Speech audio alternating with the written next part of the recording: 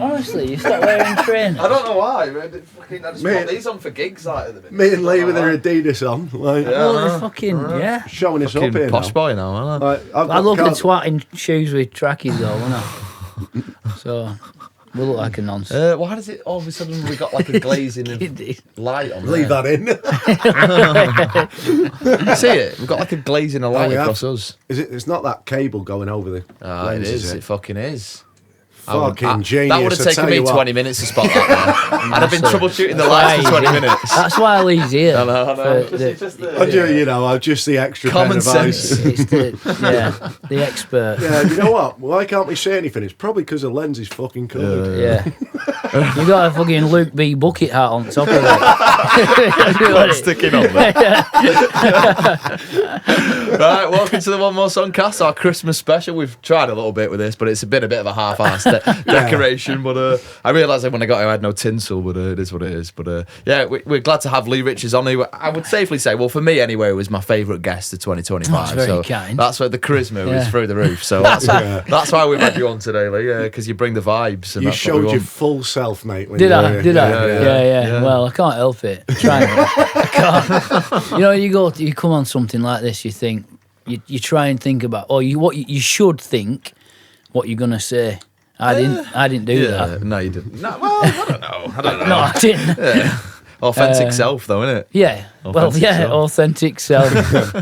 Yes, absolutely. Unquestionably yourself, Lee. Yeah. Can't be any other way, can we? So the way we're going to format this today, I think we want a loose format, but we're going to sort of talk about some shit, play a game, talk about some more shit, really, and then play another game and see where it goes, really. But yeah, so I guess the best place to start with is a bit of a reflection on our year, some of your favourite moments of your year. Has the year sort of been what you wanted it to be, and if not, why, and that kind of thing, really. So the floor's open. Sort of, what's been your favourite parts musically this year, I guess? Go on, Lee.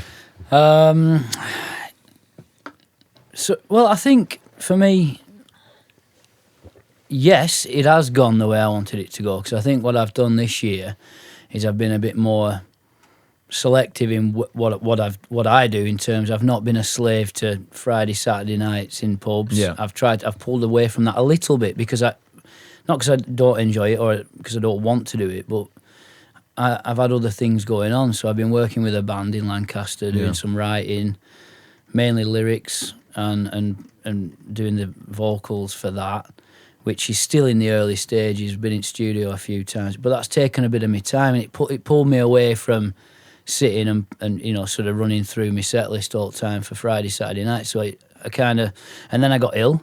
And you all, every now and again, you get a touch of flu or whatever, don't you? And you have to cancel a couple of gigs, and you hate doing it.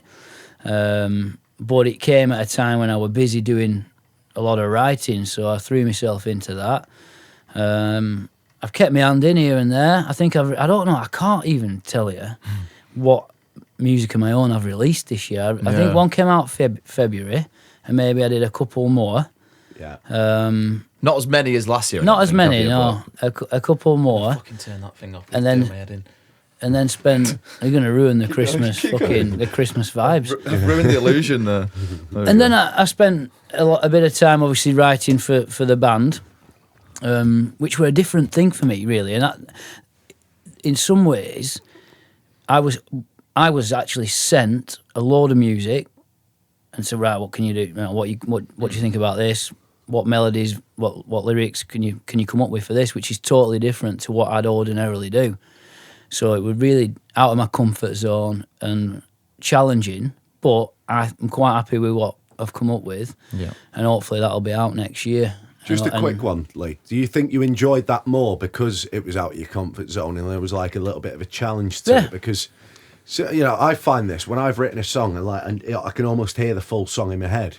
But when someone else sends you a song and you're like, I haven't got a clue what to do for this melody. Yeah. You're waiting for the inspiration almost. Yeah. So sometimes you've got to force it a little bit more. Yeah, well, to get closer to the outcome you want. You're right. I enjoyed the process of it. I found it quite difficult, really, and almost a little bit stressful, because when you're on your own, when you're doing anything solo, you've only got yourself to answer to, haven't you? But when you've got a few guys in a band that are waiting for some kind of response or something, and then you're sending it to them, and then they're like, are they going to like it? Have I got it? Am I right with what, you know? There's all that totally different dynamic. Just having that second opinion on a part or a lyric or absolutely, whatever. But I embraced that really, and I opened up to you know, I welcomed any criticism. Not that I got any from them, but I fucking smashed it, mate. I think I did a good job. But I do think I did a good job. But it's been challenging, and the style of singing's challenging, because I think I might have mentioned this in the past, but when you play pubs, bars, wine bars with an acoustic guitar, which is what I've been doing for the last few years, relentlessly, really, you'd get into a habit of toning yourself down a little bit for the environment, rather than, because I've got quite a rock voice, really, and then. But if you're just having a pizza in Pacini's in Penwortham, you don't want me corner giving it full Axl Rose behind you, do you? You know what I mean? So I think I had to then go back up again, do you know what I mean? And find that part of my voice again that I'd kind of suppressed a little bit. Yeah. But they were good, so I enjoyed it, good challenge. So that has taken up a lot of the year, but I've managed to keep my hand in, do a few gigs here and there, and I've also managed to a random idea. I mean, I've just released that covers EP, which I'm just fucking honestly. I was sat on couch a few weeks ago, and I just had this idea. I thought, why don't I just record a few covers?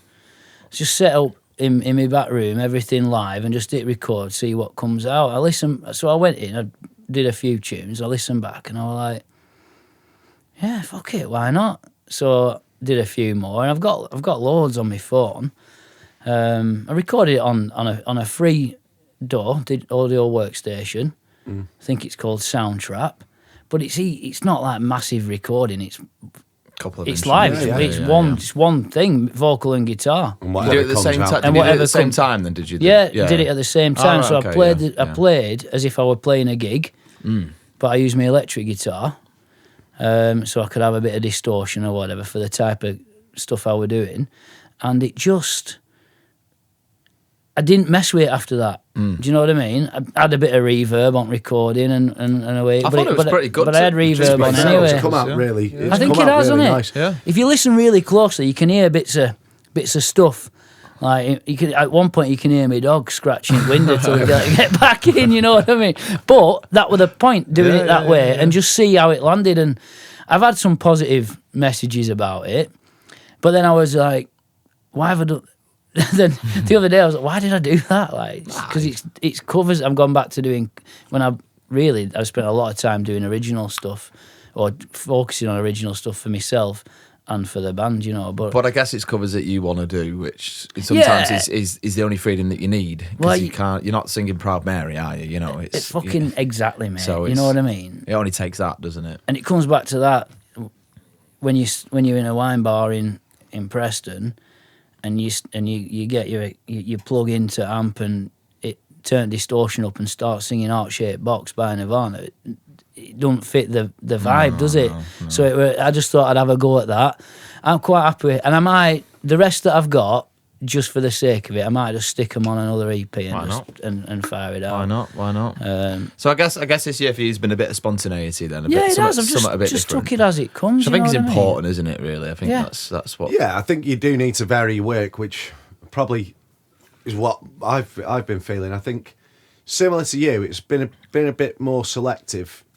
I've still done a lot, but you've been busy, man. Yeah, I've been really busy, but at the same time, it's now been like about assessing the value of everything I'm doing, and it's not necessarily in the amount you're getting paid for it. It's about did I get a good vibe from that venue? Were the staff friendly? Like, do I see myself returning here and having a really good gig most times? Yeah, man. I think as well, like, unfortunately, Flash Floods recently finished because it's become a bit difficult with members, and we're not getting the enjoyment out of it anymore. Right. Like the three, me, Jack and Chris, have not been getting the enjoyment out of it. So it started to waver probably last year, but it's now almost completely gone. So we're taking a hiatus. So I think it is really important to assess the value of the stuff you're doing And I think if I was going to have to choose between the two, it 100% would have been defined by with the original stuff anyway. So I think that's where I'd say my year reflection is probably just like thinking about things that have actually added value to what I do and made me enjoy it more. Yeah. So, I mean, even sometimes I've just stripped back and just gone guitar and vocal rather than use the stomp box. Because sometimes you're able to do different stuff, aren't you? Yeah, but I think I'm a huge. I saw. Did you see a clip of Stephen Wilson Jr. do it? He does a cover of "Stand By Me." I've not seen that, but I've seen something from Stephen Wilson Jr. Yeah, he's phenomenal. He plays like a nylon strung acoustic. Very raw. But there's a performance of him recently, just him on his own with a guitar. There's no stomp box. There's nothing but just him and that guitar, you know. And it's just magical. And like you say, sometimes that is more than enough if it's done right. And just because you can get lost, can't you, in effects and pedals and different things. And actually, a lot of that shit going on the floor, most people don't even notice. I don't think they do. I started watching these YouTubers recently. One's called Pro Muso. He's an Australian. Have you seen him? Looper. He does. He's phenomenally talented. But, stuff that you can do with He's basically just talks about the local gigging scene and how people just don't necessarily need the looper and this and that. They're just quite happy to hear just the acoustic guitar and a good voice essentially. And it's just interesting because he just talks about the local gigging scene and it's just the same as it is here as it is in Australia. People asking for Sweet Caroline. Oh, that's the guy you sent me the other day. I watched a video of him. You sent I sent it to you, didn't I? Yeah. And you're just like, fucking hell, the other side of the world and the local cover scene is exactly the same. And like you say, it can be, especially for me on my own, because I'm not a brilliant guitarist, so I'm always looking for ways to try and make my set a little bit more interesting. But you can also get lost in, oh shit, I've got to change this on before the next song and I've got to do this. And then you're fucking around between songs. You say this, Luke, though, like, I've heard you say that a few times. I'm not a brilliant guitarist, but it's Christmas.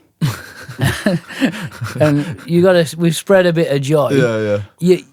You say that based on what? Well, because I just mean I'm not a lead guitarist. I'm not a theory man. I'm not a lead guitarist. I'm not a lead guitarist. A lot of people aren't theory. No. A lot of people.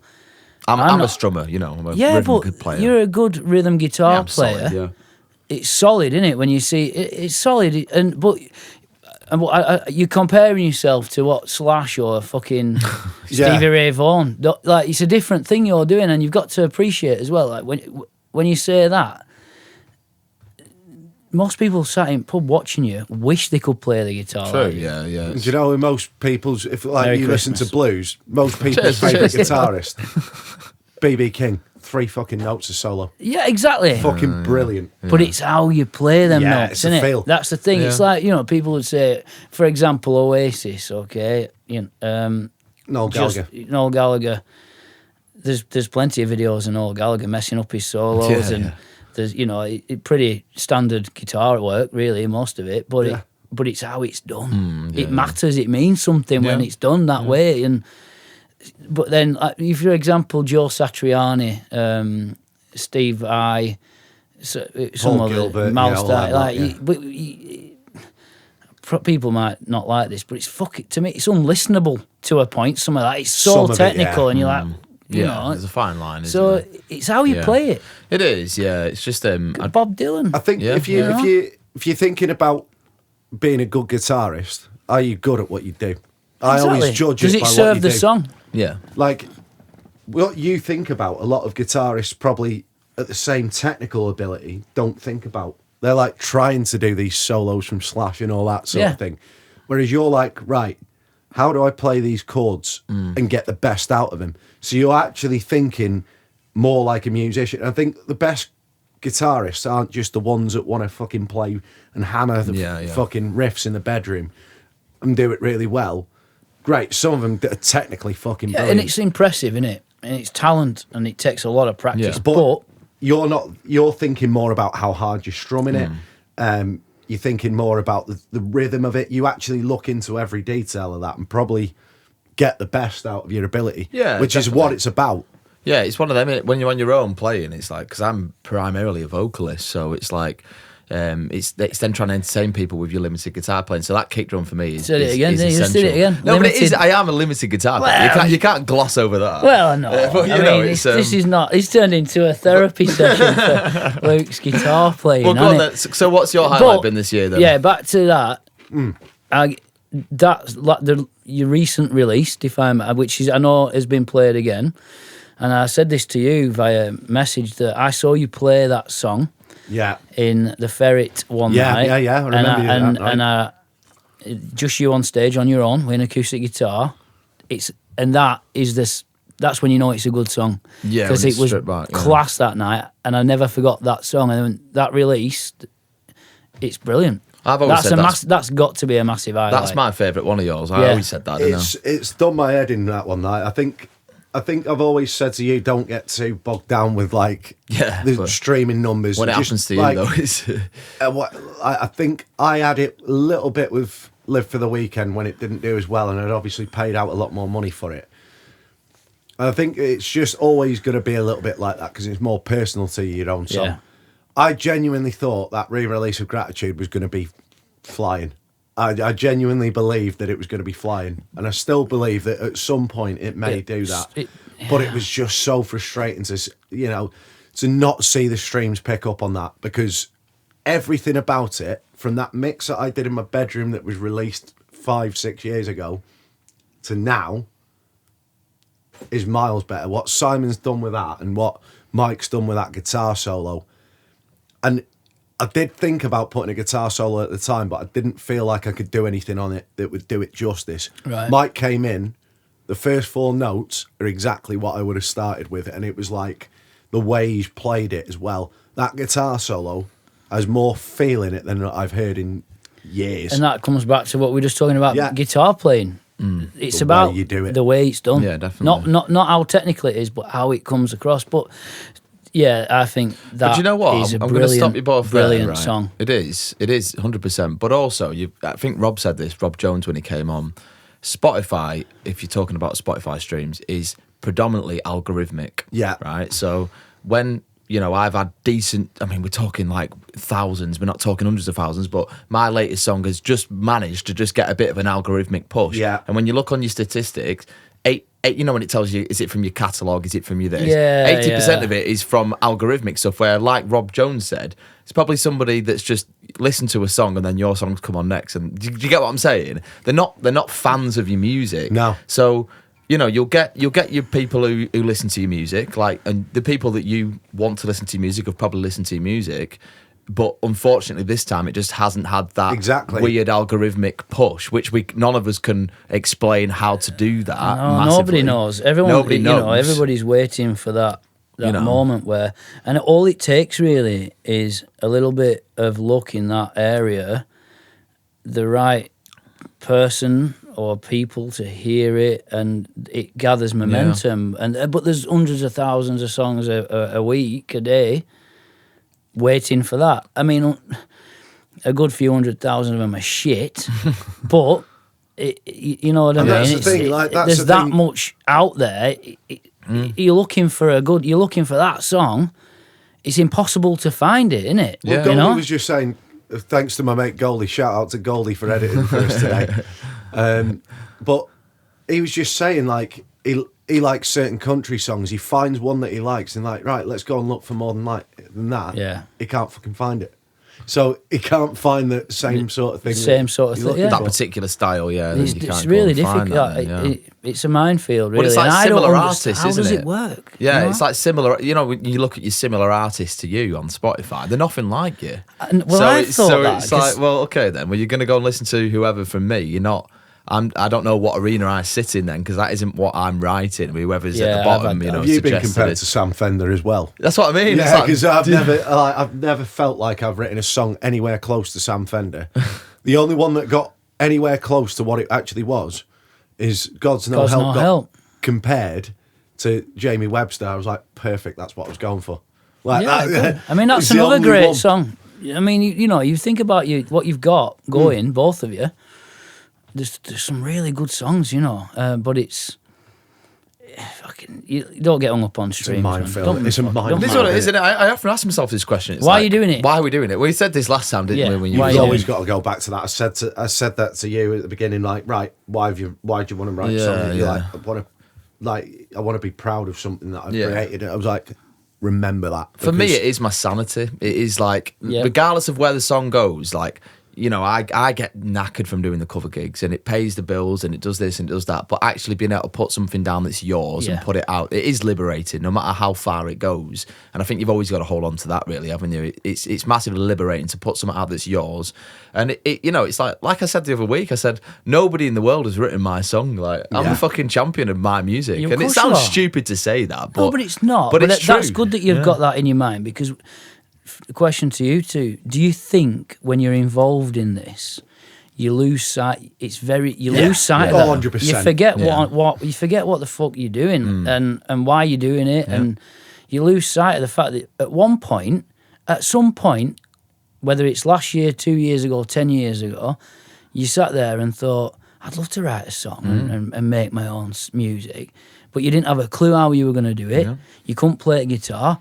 You didn't even know if you could write lyrics, and fast forward, you got multiple songs out there. You're writing songs, playing instruments, but you forget that all that shit in between. That took dedication, effort, it's talent, it's ability, but you forget that. And then you become like, fucking hell, I've only got a couple of 100 streams this week. Like what? Fucking. The weird thing nonsense. is, you not find when you almost get ignored when everything's like taken off, but then you get loads of positive feedback on the one that doesn't get like anything. So like, I've got no help.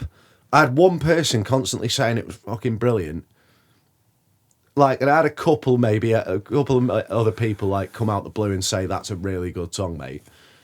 Gratitude. I've had about 50 messages like saying how brilliant the song is, and the streams don't even reflect it. Like, can you just listen to that song again, please? Maybe 10 more times. Well, I was thinking this because I've had a few messages over the weekend from people saying that version of thing you've done, it's brilliant. I love it, and I'm like, well, you can't love it that much because you've clearly only listened to it once, judging by what you know. And you think, so what? But then again, but it harps onto that thing we talked about before, which is like your friends, family, people that know you don't buy into the fact that you're actually doing music, do they? It's like, oh, that's good for what you are. Or how do I explain? People are like, fucking hell, it actually sounds like a real song, I guess, essentially. Yeah, like, what did you think? It's like, well, what did you expect? Like? I'm fucking grinding my ass off it. Fucking hell, but it's. What you're going back to what you were saying, like you go back to why you're actually doing it. In like 2 years ago, you're like, I wish I could just write a song. Do you know what? Like the thing that I try to remember when I'm doing the covers as well, like 5-10 years ago, I'd have been in a dead end job or, hating the job that I was in, and crying to get paid from doing some form of music. Exactly, and you. Some gigs, like I do get on the day and think, fucking hell, I can't be arsed tonight. I'm gonna do it, but like I can't actually. Well, because it's work, isn't it? But as soon as you get on that stage, it's bang. Like, right, I'm in the mode now. I've got to do it. Yeah, and absolutely. you just go for it. I think the two low points that we've probably all experienced in music is the shit gig, the covers gig, where you've sang your heart out songs that you don't massively like, and then you've got to the end of the night and have had no response all night. That's one. You sit in your car and go, is this worth it? And number two is the streaming thing, isn't it, unfortunately? It's where you've put everything into it, you've pinged it out to everyone, you've tried, and you're like, you've done stupid fucking videos. You've took your guitar into your cold garage and done a video of you. You've gone and sat looking miserable by a reservoir. Exactly. You know what I mean? And fucking lovely reservoir. You stood in. I know. The view were great. Just you two fucking spoiling it. But it's learning how to cope with them two things. You stood in like a bloody weed-ridden fucking car park. But you do, don't you? Like you do all that shit, and you're like, Yeah. I made myself look a dickhead for fucking 6 weeks. Yeah. And why? Yeah. But do you not think it's the trick to this game is learning how to cope with those? Well, You've got to learn not to give a shit. Look, you've got to cope with those this two is, things. It's the shit gigs and learning that it's not personal, and it's coping with the fact that you're in a pool of hundreds of millions of songwriters, and you've just got to do your best. And sometimes the devil takes over, and sometimes you've just got to look at it and think, you know what, it is what it is. And it's that old thing about you've got to try and not. You've got to have that attitude where you don't give a shit, haven't you? You've got to try. Yeah. But this is what you said about getting lost. It's a lot easier said than done, isn't it? And you So get much totally easier. lost in it all. And but you posted something on social media about creative people being emotional or something. Yeah. And you know, It's we true, are, isn't it? It is. aren't we? We're You all know? fragile egos. Yeah. Whether some are Yeah. more exaggerated egos, some are more like maybe overhype themselves. But is again like We all care about what people think. But if you had that kind More of than like, we let on. who gives a shit attitude, not who gives a shit attitude, but you're just like, whatever. You're not going to write a good song, are you? No, Really? you've got I to think care. you've got to care about the art, Yeah. but not give a shit about the social Yeah. media because you've got to like almost not care what people think at that point. You're looking to catch on a trend, especially with TikTok. You're just TikTok, yeah, literally I just see. catching on a trend, and again, algorithm. Yeah. There's a lot of videos on TikTok at the moment where you get what's that guy called, Stevie from Mount Wolf. You see, and some of the stuff he says, I'm like, it totally makes sense. Get it? Yeah. He says, it's quite. You can learn quite a lot from listening to him talk. Absolutely, but he's done a lot of videos recently talking about TikTok. That's the way forward. If you want to get anywhere, you've got to be on TikTok. You've got to have that, sort of viral moment, and it'll take you places or whatever. You got to post every day, 4 times a day. Post, but there's a guy that's literally taking the piss and like, what? 4 times a day? Too much? You think you're going to get anywhere posting 4 times a day? It was like fucking. I was like laughing my head off. But there is that point to it, like where you're like, do you know what? He's probably fucking right. He probably is. But then, as a musician, a songwriter, an artist, when you start posting 4 times a day to try and get some success, you're lost again. And your songwriting and your artistry and you're not having those moments of blankness where you've got the ability to think. I feel like we live in a world now where you've never given the chance to think, to think There's clearly. no time, is there? You're not There's allowed no time. to have any There's time. no every spare moment is spent, fucking doing something else basically, and you're not given that chance to just like sit in absolute serenity. Is that right? Serenity? Yeah. And just and then something comes to you then. If you don't allow yourself to get that chance for something to come to you, it never will. But how miserable is the thought of, if you've not posted about your music on social media for a couple of days, you finished. fucked it. Yeah, You're over. You Yeah. forget it. And it's just, how miserable is Do that? you know what though? I've not posted for a week and I don't give a fuck. Yeah. No, Like, no. I genuinely couldn't But that's care why less. your streams haven't gone the way you wanted. Well, like I've been You can battering be, it you for can 6 be. weeks, and sometimes you're like, I'm away on holiday. I'm not fucking posting today. But the thing is with that, Lee, right? That song, you said it. That's your best song. Yeah. It's a song I listen to and like I want to hear that again. I want to hear, and I've listened to it a lot. So why has that not? There's no answer to that, is there? No. Why has it not But, got, I mean, there's gone some the way you people that wanted have it said to to go? me like the ballads they've heard released, or like there's some producers who have said like they've had ballads released recently and they're just not landing Because it's a ballad. Yeah, but then yours has done miles better than mine. So like again, But that's a brilliant song. Yeah, I mean, It is a brilliant song. It's fucking tough. great tune, yeah. It's tough. It's we haven't got to your highlights of the year, have we? Yeah, I think you know Me what and mine's Leah gonna being be, too but- precious. How come? We're just talking about us, talking about the Lees all the time. Fucking. Sorry, the Lees took over there. Yeah, Yeah. go on, Luke. Go on, you tell Luke, the what's your audience what highlight? you My touched. highlight has got to be meeting Sugar House, I think, and I'm not sponsored by Sugar House or anything like that, but massively transformative experience in the studio for me. Don't get me wrong, I enjoyed working with my last producer, but this was just something completely different. We took a track in, didn't we? That was, you take a track in, but they just, because I'm very anal about things. for want of a better word. I need everything to be right, and they just looked into everything, and it just felt like a much more like, I don't know, just a better experience. Even just looking at the tempo of the track, is that right? You know, just the small things, and it was cool. It was really cool to see it unfold and just trying parts that you'd never hear yourself, you know. And it's like, yeah, that works actually, yeah. And just seeing it build. And it just completely transformed what a studio is for me. Instead of just having something that's 90% complete, and you go in there and you might add something in there. It was like, you know, it's 50% complete almost, and they're giving you bits and bats, and it's cool. Yeah, yeah. I think what they've done with How Come, where they like that intro. Initially, it was this finger pick bit. Yeah. It almost sounded a bit croonery, didn't it? Yeah, he just went, no, it sounds too much like Mr. Bojangles. Yeah, and he went, right, just what are the chords in this? So we like went through the chords. He's like, right, change that one to a minor and hang on to them for twice as long.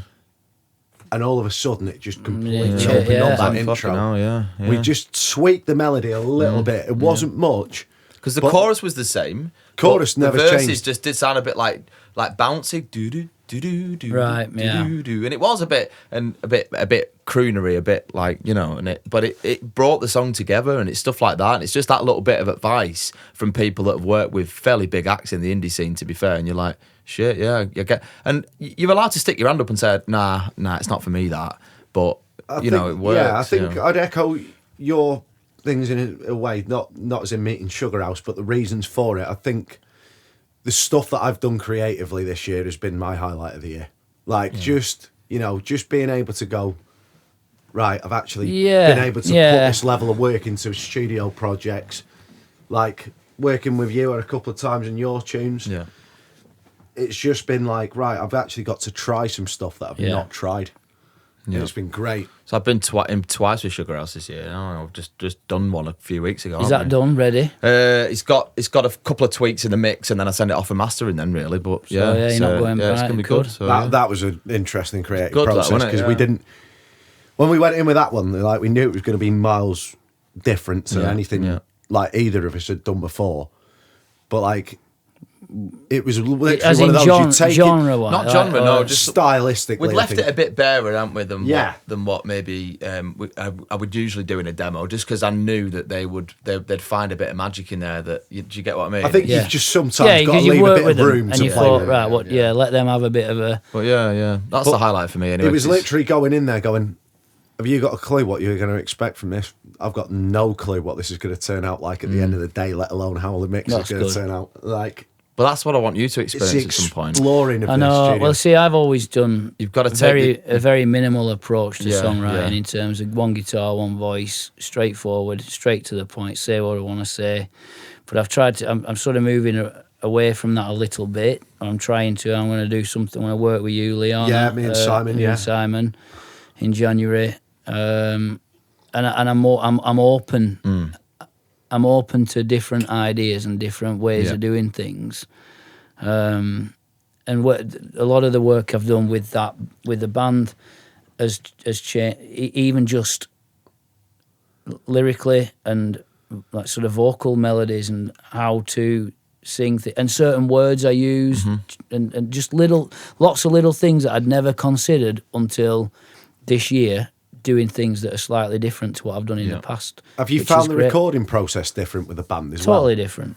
Well, I mean, a lot of the recording that the band are doing, I'm then going in and doing vocals, you know what I mean, on top of what's kind of done. But there's also been, it's been good in that they've said if you've got a verse or a chorus or a bridge that you want the music to be 12 bars longer for or whatever, we can change that. So there's been a bit of toing and froing around in that sense, but I've kind of just put what I wanted to put on top of what they already had. So I've not really been involved in the music. I'm not playing any instruments with this band. Okay, I'm just singing, which is different for me. Have you figured out what to do your hands and stuff? I'll just act like a fucking rock star. You know what I mean? I'll just fucking go mad. Yeah. That's the plan. Nice. You know? I want to see this. Are you gigging with the band at all in next year? Or? We have got. This thing is, nothing's been announced about, and it's not like a big thing or anything. You know what I mean? But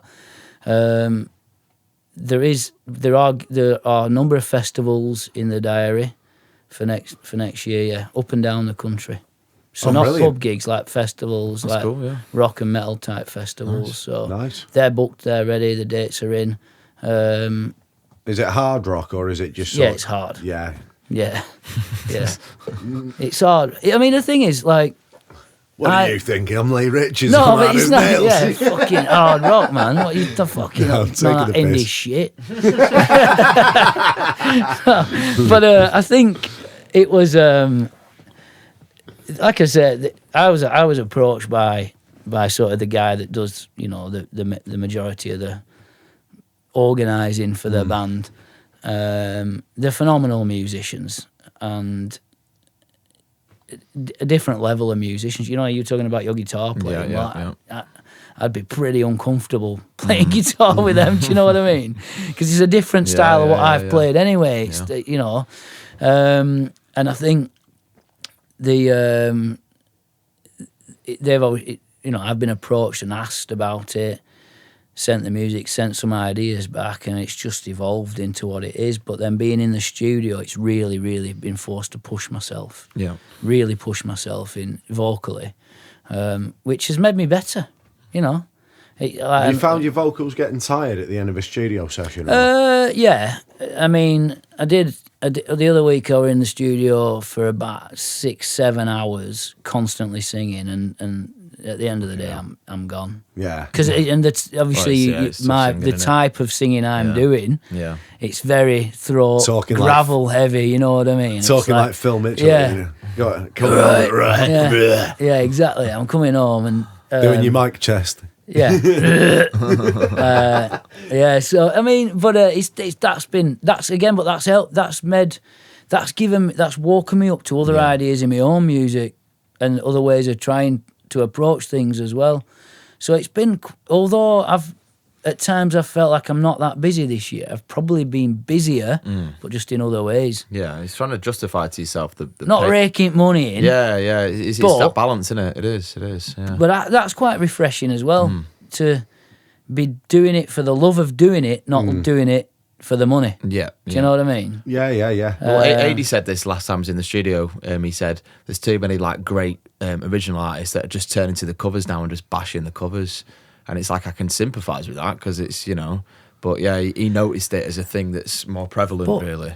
He said he's noticed the couple that have come back to originals almost like forgotten how to write a song and forgotten how to be in the studio, forgotten how to do this. Well, I think I can relate to that because I think when you're playing cover songs Friday, Saturday night, Sunday afternoon, it's just autopilot, isn't it? And then you're so into you're so ingrained in doing that, and then you sit down to write your own music or think about doing it. It's kind of you're on a different path somehow. It is like you guys, what you're doing currently, writing them fucking brilliant songs, but gigging relentlessly every weekend. That takes some doing. I think. Do you know what? With me, it wasn't this case of I'd forgotten how to write songs. I was always doing them in the background. Yeah, always like doing that writing in the background and like never really releasing anything.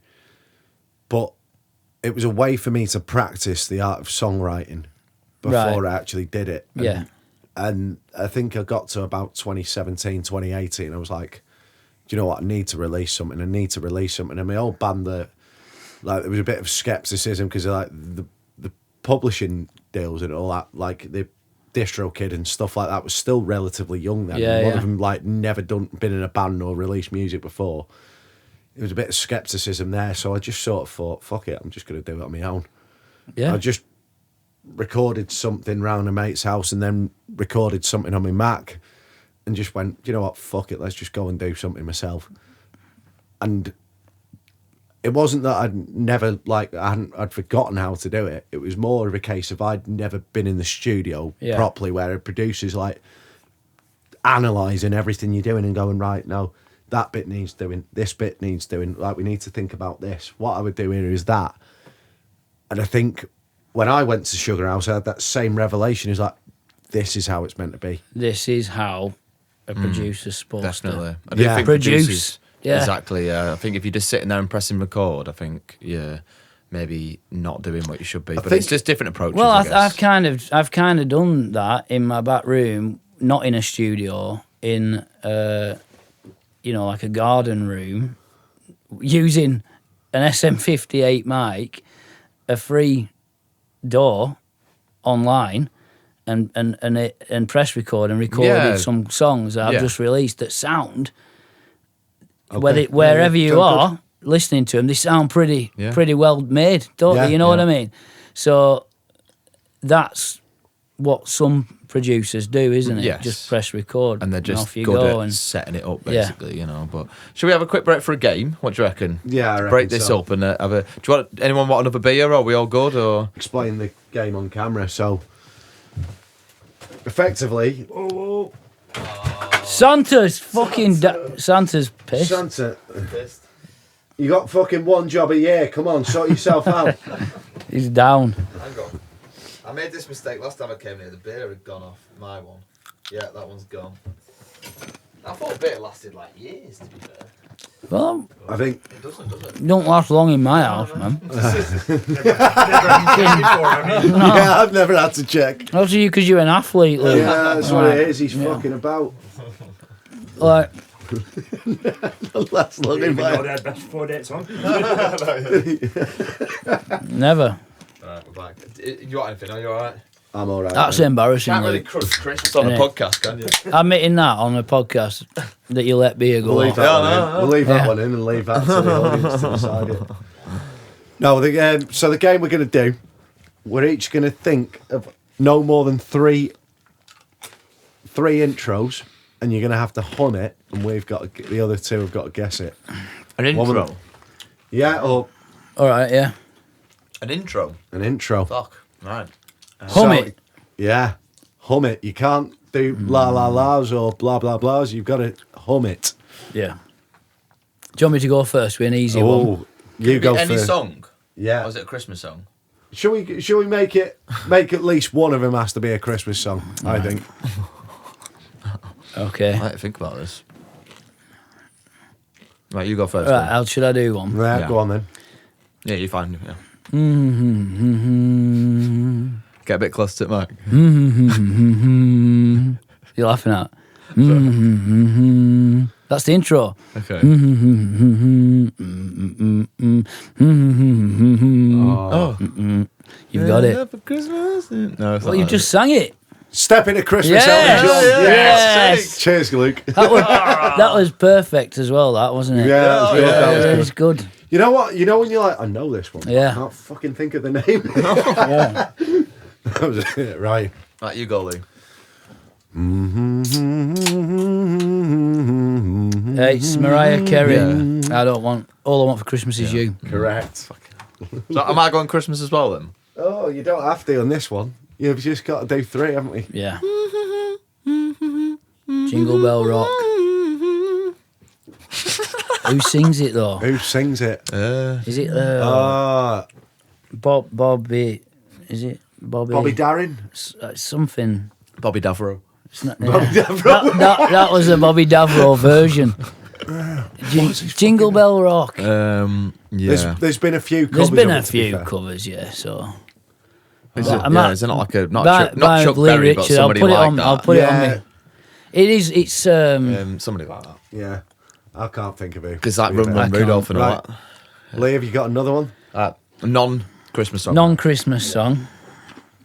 All right, I'll do this one. It's fucking weird, isn't it? Doing.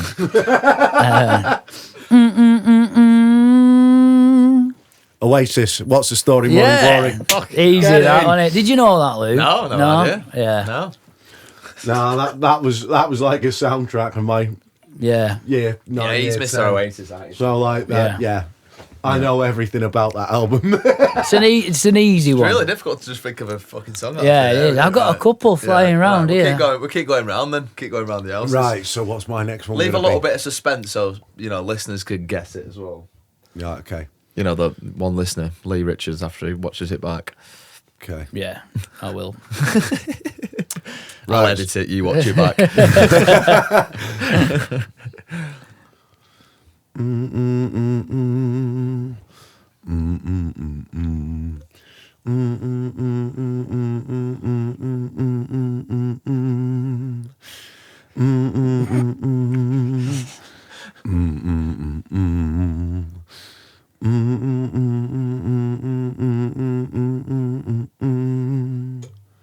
Luke, you should know this one. I feel like I do.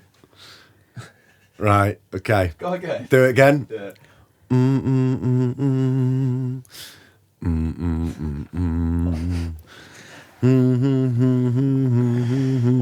It's an intro. I feel like I do recognise it, but I can't figure it out.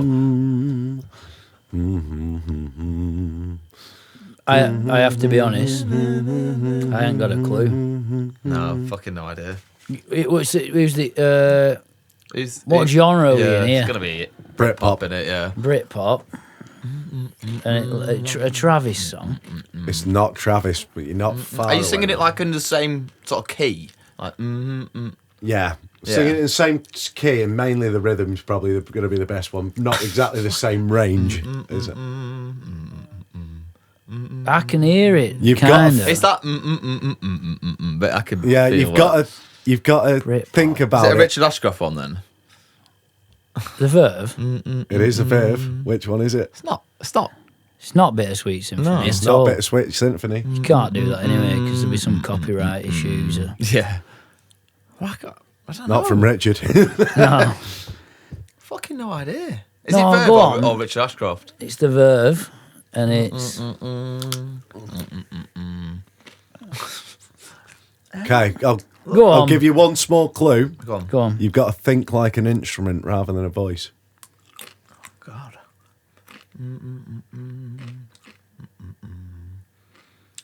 It's not Velvet Morning, is it? It's not Velvet No. Morning. Lucky Man. Not not. Lucky Man. Not Lucky Man. One final guess. What album's it off? Urban Hymns. Yeah. Space and Time. No. Go on then. What was it? One Day. Sonnet. Sonic. Oh yeah. Yeah. Yeah. Not in the same key though. Did you know it, Gold? What is it? Sonic. Of course it is now. Yeah. Get it now. But not a bit more like that though.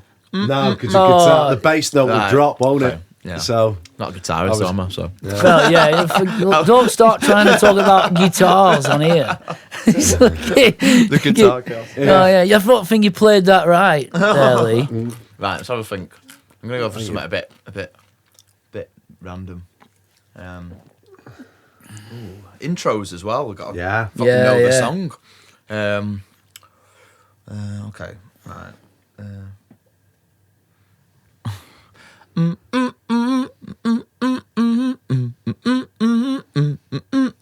I don't think this is right. No, I don't. It's not even a. I don't know what instrument this is, but it's one of them. That You're not somewhere, playing that guitar right. I think it's somewhat panned far left or something. I don't know. right, okay.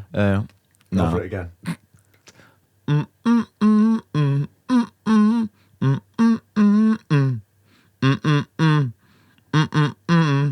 That's what you're getting because it's going to get too obvious.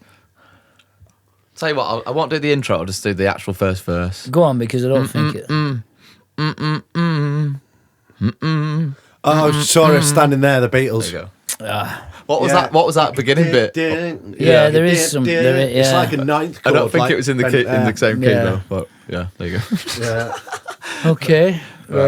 One more round. Last, Right, more last round. one then. Tell you I'll what, do let's go genre specific. But what genre could it be? Oh. whatever genre you want.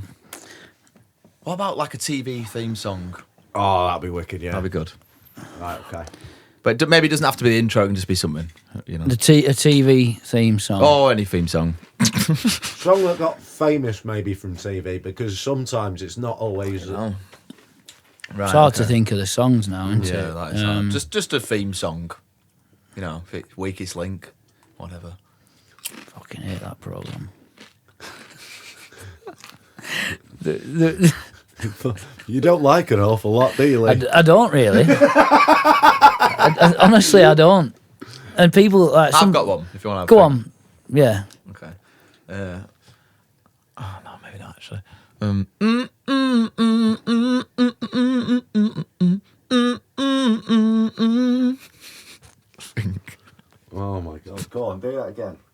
It's this first bit, you know.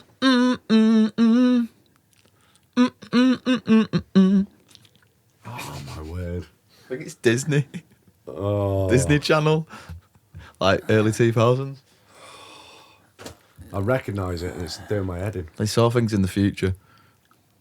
Saw things in the future. Yeah, they could preempt what was going to happen. Disney Channel. What the fuck is going on?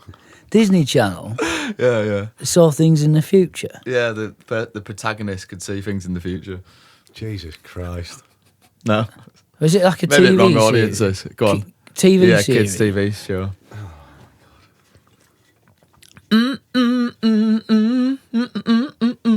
That was the theme song.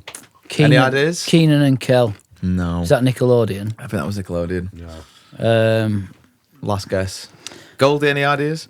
Victorious. It was That's So Raven. I don't even know what it is. That's So Raven. I remember that. So No, Raven, Goldie. that- So We're nobody knows guitarists. what We that never is. watched that, man. While you were watching that So Raven, we were learning to play guitar. Yeah. Literally, That's probably right. Yeah. Go on. I could have done a better one than that. Right, actually. so Is that another one? Something like that. Yeah. right, I've got one. So,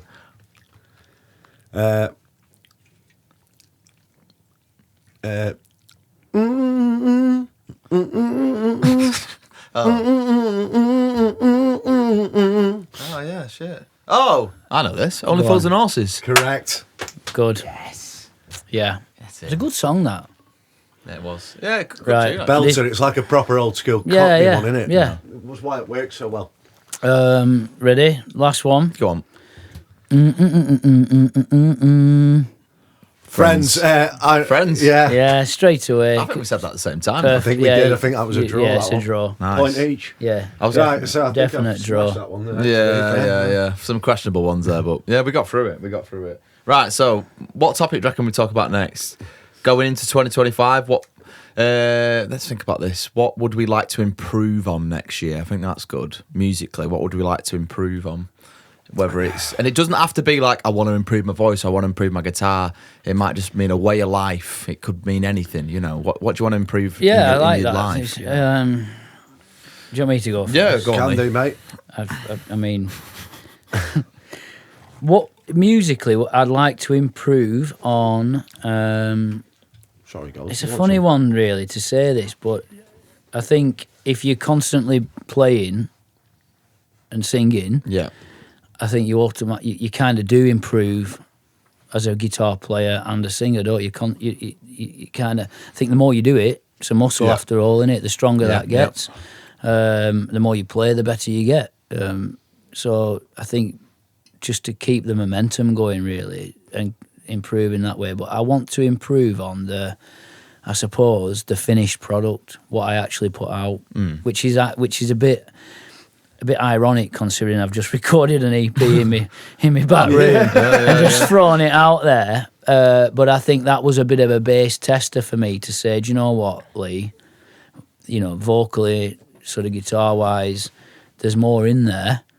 That I don't believe I've really done myself justice in a lot of ways in what I've produced up to this point, really, and I think that's a fair comment for myself. So it'd be better improve. production To on- maximise your ability. Maximise really, what I've got, maximise the potential, really, and get some good stuff out there. Not because not necessarily because that'll lead to massive, to bigger amounts of streams or anything, but just for my own, remembering why I do it, for my own personal reasons. In that when I look back, I can be really proud. Sometimes I look at some of the stuff I've put out there and I'm not as proud as I should be. Proud of the song. I'm proud of how it sounded when I played it, when I wrote it. Yeah. I'm not necessarily always proud of what the final Yeah, I think I product can feel like was. that. And I think that's not through it's not because of where it was made, how it was recorded, or even anything I did. It's just maybe a learning curve, a learning process. I think when it's yours though, I think you hear it differently, I don't think you? you do. Yeah.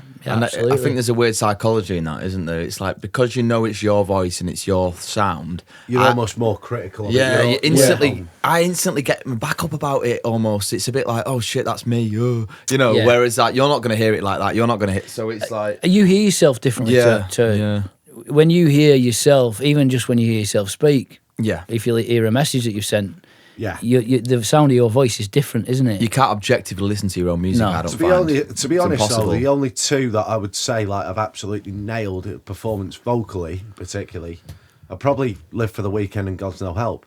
I actually went into those studio sessions really well prepared and like vocally, I felt really strong going into them.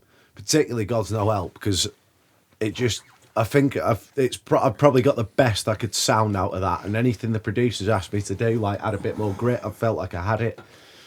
Like Monopoly felt really difficult, and I think it's because I was gigging too much around it. Whereas God's No Help, I was probably at the start of that cycle where I was starting to get busier and busier, and I probably had a bit more breathing space between those two. So it's always going to be hard to actually say, oh, I couldn't have done that better. I think you're always going to come out with something where you feel like I think you you're could have right. But why come would out you not with say something that about Gratitude though? I think your vocals. I got the character. I think your vocals on Gratitude are really, really good. I feel like if I'd have sung that 3 or 4 years ago, I could have got more out the softer sections, and that's the only bit. I mean, I did get the character of the performance. That's an interesting comment. That. What do you think about? Do you think when you say you could have got more? Do you think that the wear and tear on your voice from constant gigging makes it difficult to get that smoothness in the voice sometimes, which I tend to. I don't really go for much anyway, so I don't think about that much. But you're quite a smooth. I can be, but then I can also get really fucking whiny and nasally from. I feel like the gigging promotes really bad habits in your singing. Yeah, it does. Because a lot of But the you're time, singing over It's noise. almost like surviving. yes, you are surviving. Yeah, you're in survival mode. It's like you sometimes when you feel like you're not being heard, you push harder naturally. Like it must be a mental thing. And like I can't. When I get home and I'm singing in the comfort of my own home, I sound a lot better a lot of the time than I do when I'm at a gig, because you're fighting the elements, you're fighting the crowd. And it does just feel like you're almost just, I don't know, it's hard. It's like you're just putting your voice for a battle, and you then need to go almost back to basics before you're going into a studio and be like, right, okay, I need to like you say, work on the softer side of your voice and that. I don't think I've got wear and tear on my voice, but I think you sing differently when you're working. Do you get what I mean? Yeah. Or I do. I totally get what you mean. I think you do. You.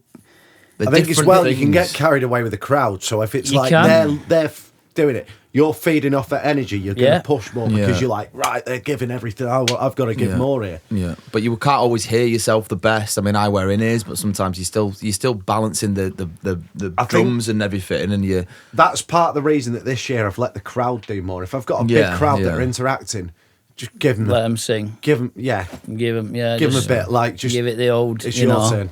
Yeah. Like have a rest. Yeah, and then you can. Yeah, I've found like at certain gigs I've worked better, and then also probably the reason why I've stripped back on certain gigs, because if I've done like a Friday and Saturday and gone full on, the Sunday I don't really like. If I'm in a place where it's got 15 people anyway, are they going to really want to hear bang, bang, bang, bang for the next? I think that's something I remember doing a weekend last year where Friday, Saturday night were rammed busy, and it were full on, and I was like 100% full on screaming lyrics out, like on that sort of at that level, like really top level, going, thinking I sound fucking brilliant, which I probably did. And then I thought you were going to say didn't. Then probably did. But then on the Sunday, I go and sit in a small bar. There's not many in. There's a few, having a bit of I'm dipping some warm bread in some oil or something. Cheese ball. Getting charged like 28 quid for it or whatever. But I'm in that zone still. Because I've got home late the night before. I've front gear in car. I've not even got it back out of the car. I've risked it leaving it, thinking please don't steal my car. I've no gear, and then I've got up straight to the next gig. But I'm still here, and I start. Everything's too loud. I'm still like giving it, you know what I mean? And then and then I've like 2 or 3 songs in. I've gone, oh yeah, just chill out, Lee. But it's hard to relax you it's vocally weird, then, isn't it? Because I've been Yeah. muscle memory. I've been like for the last 4 hours, night before or whatever, I've been singing at that. Yeah. And I've got to now, so then I've eventually, after bars cleared, I've eventually calmed down a bit, you know. Yeah. But it's weird, isn't it? Because you're right, you sing different depending on the venue. And it's subconscious, I think.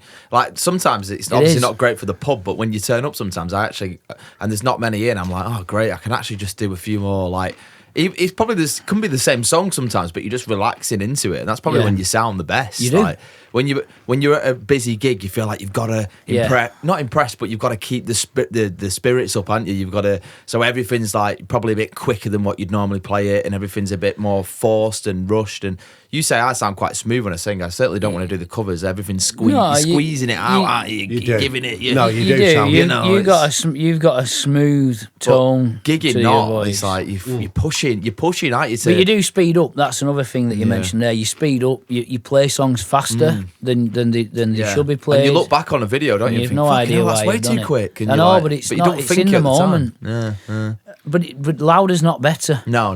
But you can't.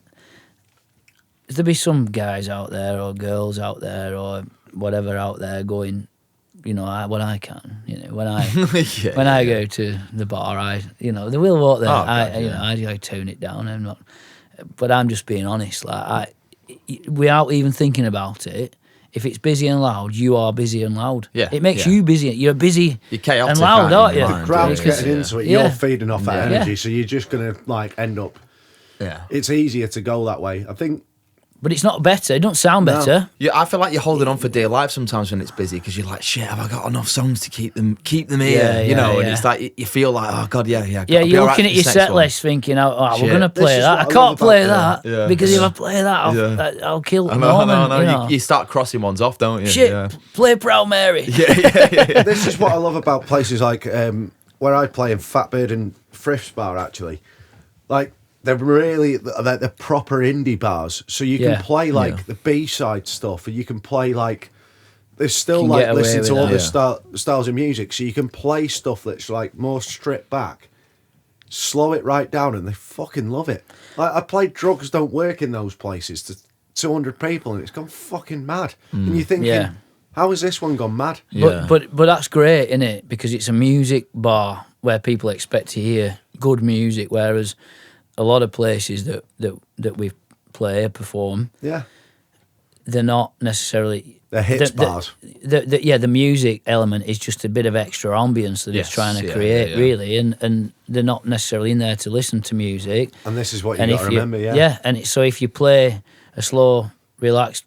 it can be absolutely phenomenal version of Drugs Don't Work, but if it's Friday night, and in some bars, it's going to kill the mood for people, and Do you find this then? It's a good caveat to the next point, I guess, is going into next year. I don't know. You two will be the same. You get your regular bars that you do, and you know that they are what they are. They're good gigs and whatever else. But do you sometimes feel like, right, well, maybe I need to keep a little bit in reserve to find new venues that might suit me a little bit more? There's always that tough balance. I think because you can book your calendar up. I love the quick. blues, don't I? I love the blues, and I love that kind of music. And I'd love to go and do a set of that style of stuff. Yeah.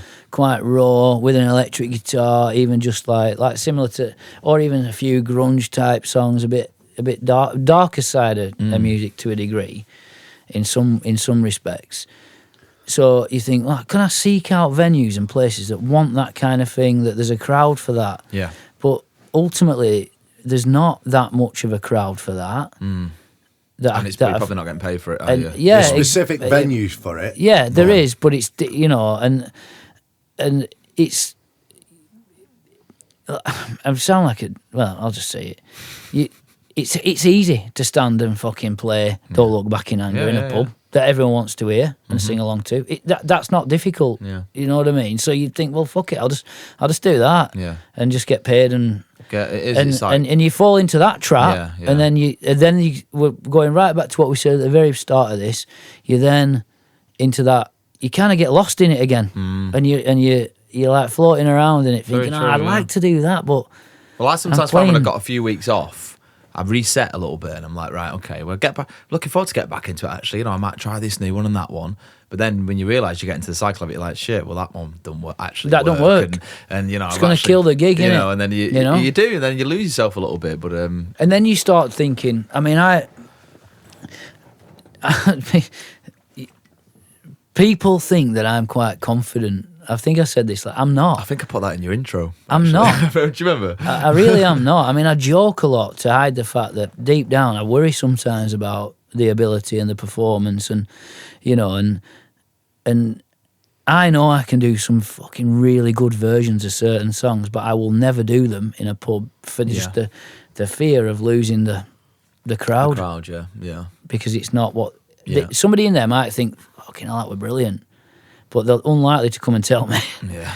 Or they're going to wait till I've packed up and I'm on my way out, which happens often, doesn't it? You know.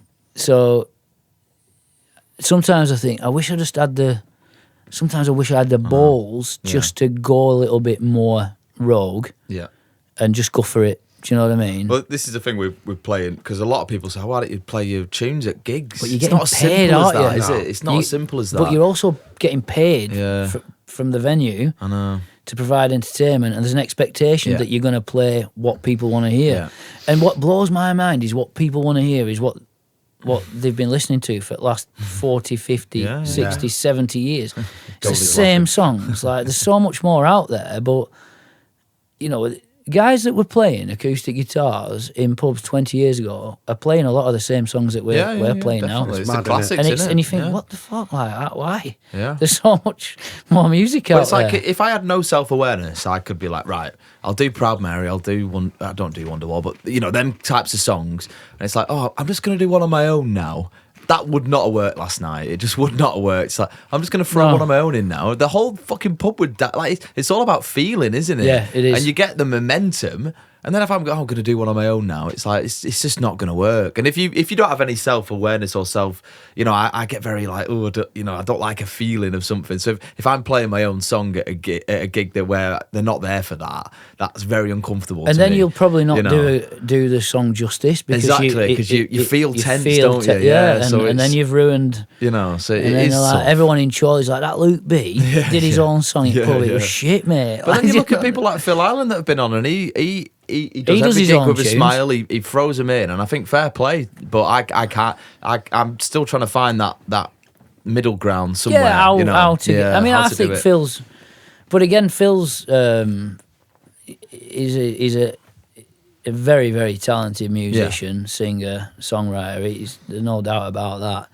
And he's a couple of the stuff he's released recently, like real upbeat sort of. Yeah. You know, what I mean, you can go from doing an upbeat number that everyone knows straight into that, and the vibe keeps going. Do you know what I mean? Whereas some of the songs I've wrote or my stuff, it automatically brings it back. There's down. an element of like also like right. I've got that momentum now. Yeah. Do I want to risk that? Yeah. Like, there's some bars you could get away with that in. Yeah, like, yeah. There's some bars where like, right, I'm just going to get a drink. Yeah. And and times you're playing. But it's funny, I have done that. I've played at certain places. It's been quite.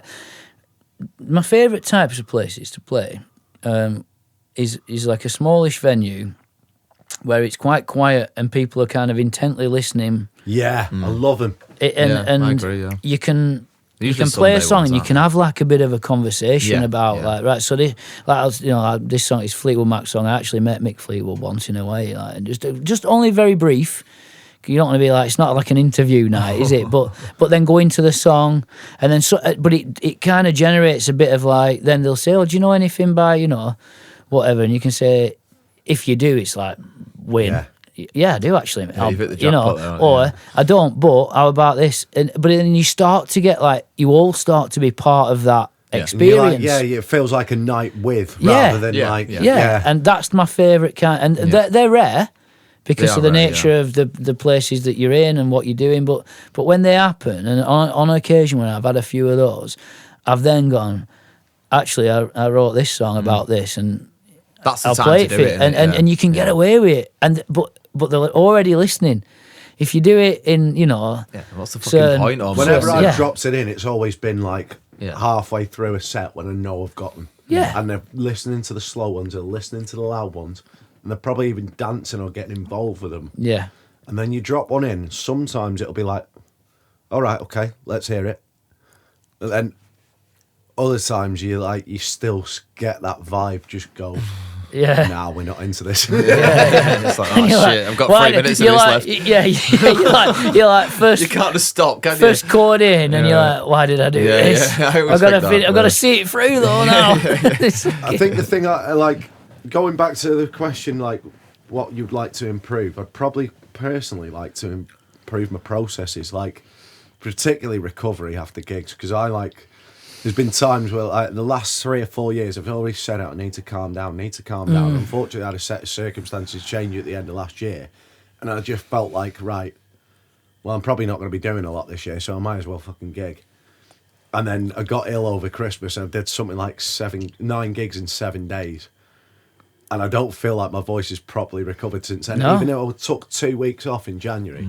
Yeah, you make. Well, it yourself still boy. sits there. So let's say you get to 90% recovery and then you do a gig, you're back down to 70. Yeah, And you'll so do, I and need it's to just like maximise a fucking recovery process, and like also like just do things more consistently, small things more consistently, like practicing, warming up, even drinking water. I don't do that every day. Drink water, warm your vocals, but that consistency is the right thing. Yeah. So I have everything set up all the time now.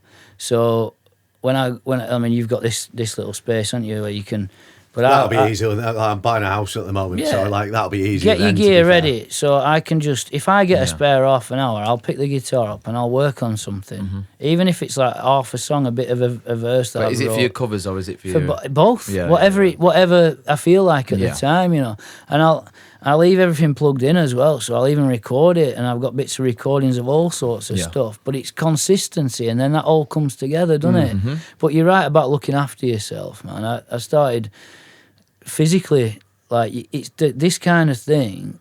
You can get into a habit of doing very little exercise, a lot of beer, a lot of, you know, you get back, you're on a high after a gig if it's been a good one. 2-3 pints away. You've had a couple of pints while you've been playing, you've got home, bottle of wine outside, you're like, fuck it, you know what I mean? I'm fucking rock and roll, But that fucks your voice. The drink fucks your voice. It really does. You wake up next day, you feel like shit, you do it all over. Yeah. It doesn't sound very rock and roll, but you've got to look after yourself. I think Jamie Webster actually said it on a podcast. He said, if I drink, he said it brings out every bad habit I've ever got. What, vocal habit?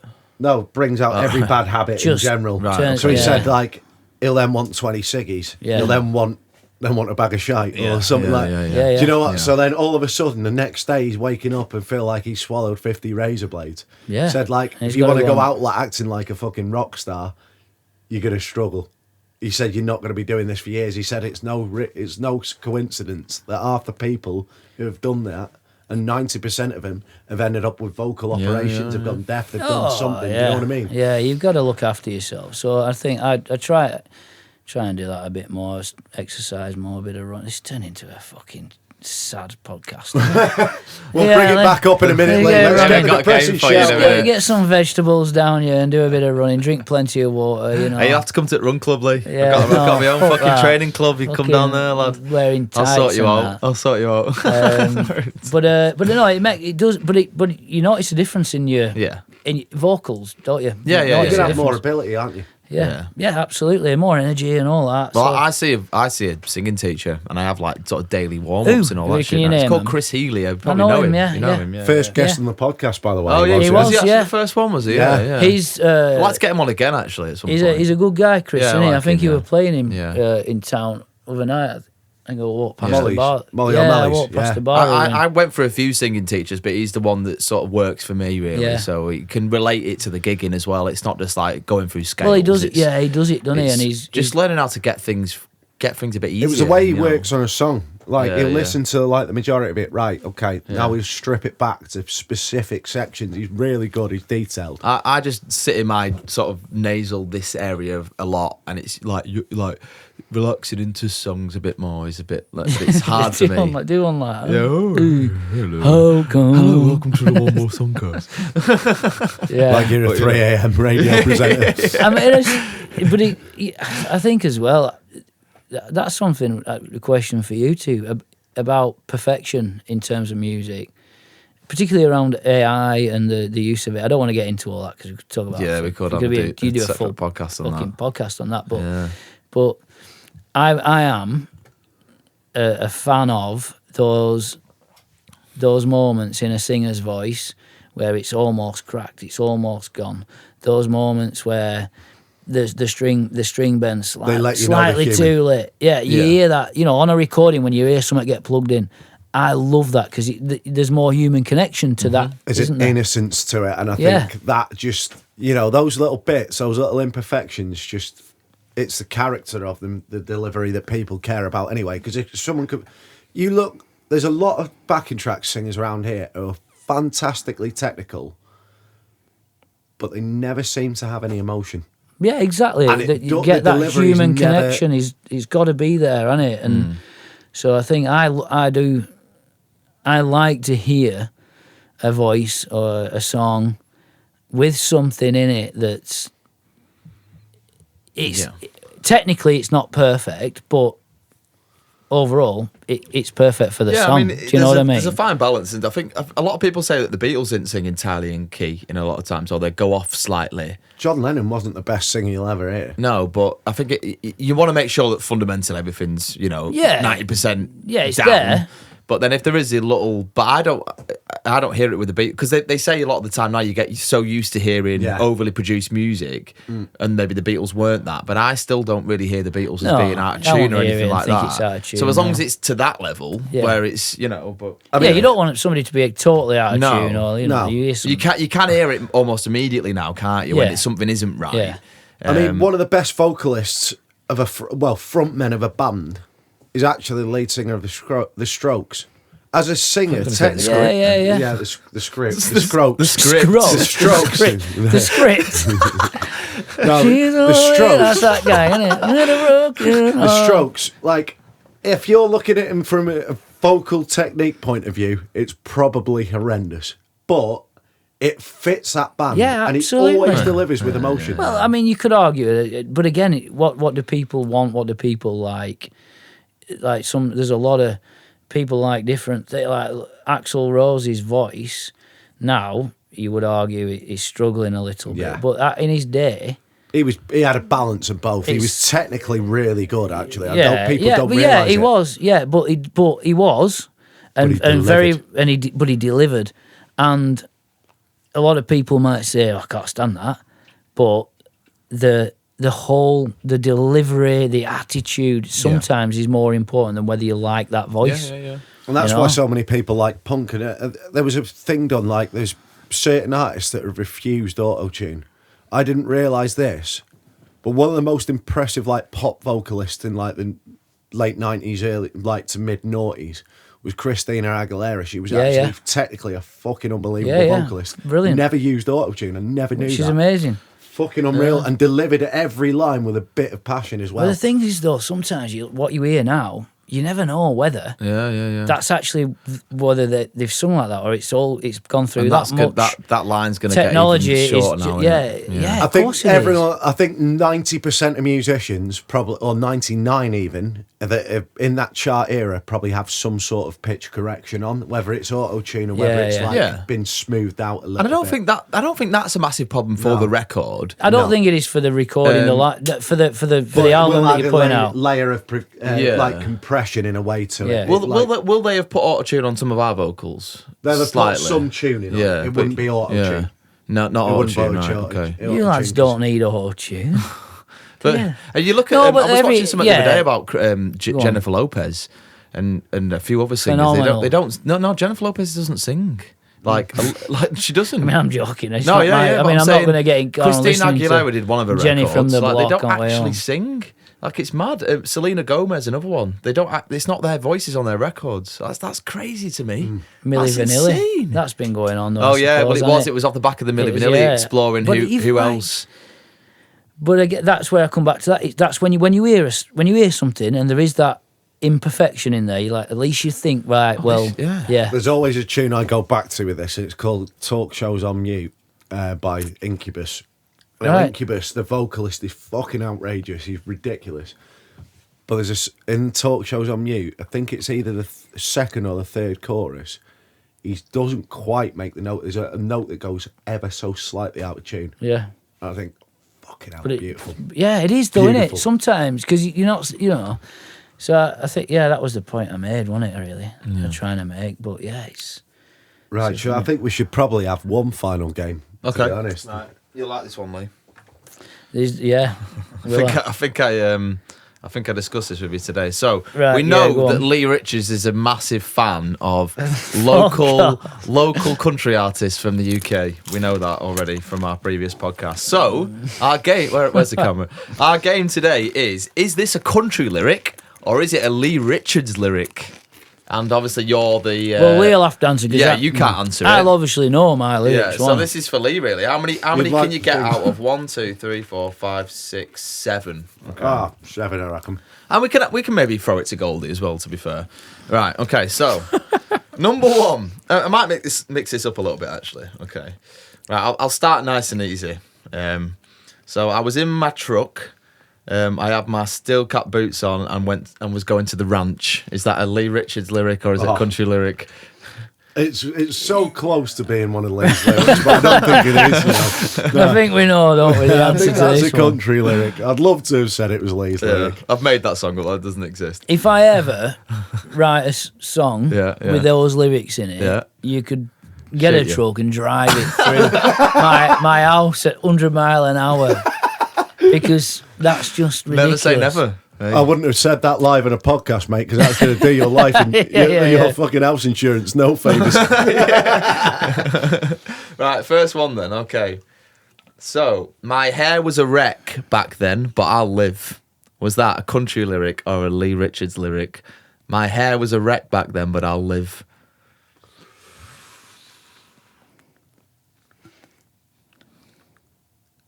My hair was a wreck back then, but I'll live. Who the fuck sang that? Johnny Cash? My hair was a wreck back then, but I'll fucking... Probably. Yeah. I think it could be a country lyric. I can't help you. A country lyric, is that what you're going for? Yeah, I just can't remember hearing that in one of your songs. It's probably in a middle section somewhere. What do you reckon, Goldie? Is that a Lee? I know you don't know Lee, but do you reckon that's a lyric Lee wrote, or do you reckon it's a lyric that a country artist wrote? I think that's one Lee wrote. Okay. Ooh, got a split one here. Okay. Correct me if I'm wrong, Lee, but this is a lyric that Lee Richards wrote in his song "Cold Toes." Is that right? Did I get the You lyric got the right words there? slightly wrong. I think really? It was quite... my head was a wreck back then. Fuck. My Really? head, not hair. I think I might have got it off Yeah, the head that's why you rather got it. than- My I head was a thinking- wreck. I was 'cause- thinking, I can't imagine. My you hair's with never like- been a wreck, man. No, I reckon you're one of those that's stuck with the same hairstyle for about 20 years. It's because the Yeah, previous yeah, lyric yeah. was about somebody looking like they were out of Disney films. I thought you said your hair. Yeah, no, head. Okay, well, Yeah. fucking hell. Well, anyway, you That's got it. Nice about- one. Yeah, that song, right? I'll tell you, that line, Yeah. I went into this room and my wife to be Yeah, at yeah. the time, the woman I married was there, and she has got Disney eyes, and she was wearing like a flowery Yeah. blouse or something. Fuck, it sounded like we're 1940s or something. And I was a bit of a dick really back then. So that's what that line was all Okay, about. yeah. Well, that's why I thought it was about appearance. You see, Yeah, so that's why I yeah, thought you no. said hair. No, But no. 1-0 to Goldie if we're including Goldie in this, which I don't see think we why should. not. Yeah, I don't see why not? not. Keep him occupied. Come on. Right, okay. The next one. Excuse me, you look like you love me. Is that a country lyric or is that a Lee Richards lyric? Excuse me, you look like you love me. I don't think that's one of yours, Lee, to be honest. I'm No, going to he's go. talking about I'm gonna Disney go before. Country. I'm Country? going to go with country, yeah, but that one had a little bit more edge to it. This one. Goldie? Country as well? Country. Okay. It was a country song. It was Ella Langley. My brother just gave me that 10 minutes ago. Did it? Excuse 10 minutes me. ago, 'cause You'll you know, were in you'll the know the fucking song. You podcast. look like you love me. No. Sounds like a right shit song. Yeah, well, I think it's... it might be brilliant. I think Sorry, Ella Langley Ella sings Langley. it well, I'm really sorry, but not it's a me. brilliant song. Right, okay. Right, next one. Okay. Brilliant song by Ella Langley. I don't even know. I've never heard it. Okay. I want to love somebody who doesn't leave a hole in my heart. Ooh. Oh, sorry, who won't leave a hole in my heart. I want to love somebody who won't leave a hole in my heart. Is that a Lee Richards lyric or is it a country lyric? Sounds like something I'd write that, but I don't know. You don't know. I have no idea. Do you think you know all your lyrics off by heart? Yeah. Do you think? Yeah. Yeah. You're fucking the game up here, Lee. But cheers. I'm just trying to put. I just thought I'm just. I mean, He's trying to I'm chuck just a whatever fucking spanner in the works, whatever I say. Yeah, he might be double bluffing. Yeah. What, is that a It country does lyric? sound like something you'd write. I can So I imagine want to it. love somebody who won't leave a hole in my heart. I'm going to chance it. I'm going to go with Lee. Okay. Gold it. Country. Right. He's fucked me up here. I can tell. I can look at his thing. I can't look at you. That is a country lyric by Morgan Wallen. Love You somebody. Country. Yeah, but I have a song called "Hole Where My Heart Should Be." Well, that's why I was being sneaky Yeah, before. yeah. That's why. But yeah. So I think Goldie's got all of them right. I have has he? listened to your fucking songs. By No, the way. I haven't, clearly. Never listened to mine. I've had Gratitude on repeat. I've had Breakdown on repeat, to be honest. Right, so Why I don't remember him. have you got 1 point then, have you? Yeah, And 1 Goldie's point. got 3, I think, to be fair. Goldie's a greedy bastard. Here we Yeah, go. right, okay. Right, let's have a look. Okay. I think you won enough in the last couple of days. What's Goldie been winning? Oh. Preston games. Oh, right. Well, it won't go into that. It's Yeah, a bit of a football. long story. Right, so I never let my heart go all the way. Every time I try, I just hit the brakes. Is that a country lyric or is it a Lee Richards lyric? So I never let my heart go all the way. Lee Richards. Every time I try, I just hit the brakes. Is that a Shit, country isn't it? lyric or is it a Lee Richards lyric? I've never lost a game on this podcast. I'm fucking dying to win this. Right, so Lee Richards, what are you going for, Well, Goldie? Go on, I'll go with Lee. Okay. That is a country lyric. Bastard. Yeah, not one of mine. What's that? Never. That's, again, Morgan That Wallen. sounds. Hit that the sounds brakes. like. Just it in does sound case. like something. It sounds like that. It sounds Yes. a bit like it'd been 2 feet in the driveway. or I've something. put a lot of thought into this. Yeah. Right. Okay, next one. So I think you, Goldie's got 3, you've got 1. So we're on question 5 now. I'm a tough guy. Give me a pint or 10. Lee. Is that a Lee Richards That's a lyric? tap-in, Or surely. is it That is a... a tapping. What do you reckon, Goldie? That's the way you want. Hey, that is a Lee Richards lyric. Of course it is. Of course it is. You can see by the cans by him. I've only got two. I thought it sounded a bit country, that though. I can imagine a country singer singing that Yeah, I one. know. I'm a tough guy, you know, kind of fine, thing. I'll Tough say, guy, yeah. give me Yeah. a beer or 10. Yeah, I don't sing it in that way, do I? No. It's more. It's a No. it's a Well, different. that's the thing. When you just read it out, it could be anything, Could be couldn't it? anything. It could be anything. Right. Okay. So this is number 6, I think. You woke up feeling like you slept on the floor. You don't even recognise your face anymore. Is that country lyric or is it a Lee Richards lyric? You woke up feeling like you slept on the floor. You don't even recognise your face anymore. Yeehaw. Lee, can you just sing that line? I don't know how it goes. That one. You woke up feeling like you slept on the floor. You don't feel like you don't even recognise your face anymore. Oh, That's deep lyrics, that. that is fucking deep. Lee's lyrics are deep as well. Fuck it, I'm going to chance it. I've been wrong on virtually every one, so I may as well fucking chance it. What are you Go going on. for? Lee Richards. Okay, what are you going for, Goldie? Country. It is a Lee Richards lyric. Fucking get in, is that a comeback? Breakdown. Yeah, So breakdown. we're on 3-2 now, aren't we? I feel like I've got another one. Okay. I can't remember if I've done this one or not. Let me just see which ones I've definitely done. Okay, all right, this is the last one then, this. Right. So, you could... Tell you draw. what, this one's worth 2 points. Oh, here we go. I feel sick. I can't worry about my problems. I can't take them when I'm gone. Is that a Lee Richards lyric? Or is it a country lyric? I feel like I could have heard this in both, to be honest. I can't worry about my problems. I can't take them when I'm gone. Whew. There's a lot on the line here. A lot on the line. Tension's fucking killing. Hey, it's turned out to be a good game. This has been the most intense game since the. And maybe the moral of the story is you aren't that much different to the. What was the Johnson's paint trophy? I know. Well, the Anthem's paint trophy was the last one that got this intense. Yeah, that's true. That was many moons ago.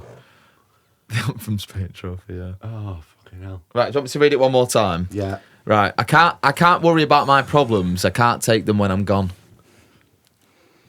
Lee Richards or country? UK country? Who knows? Well, local country, like Cotswold. Yeah. Cotswold Bridge country. Horton country. What are you fucking talking here? Curedon Valley Park. CVC, innit? Yeah, Curedon Valley. Country. Yeah, country. Where you from, mate, Curedon? Curedon, mate. I'm from the Walton Liddell. Yeah. The tall grass of Curedon.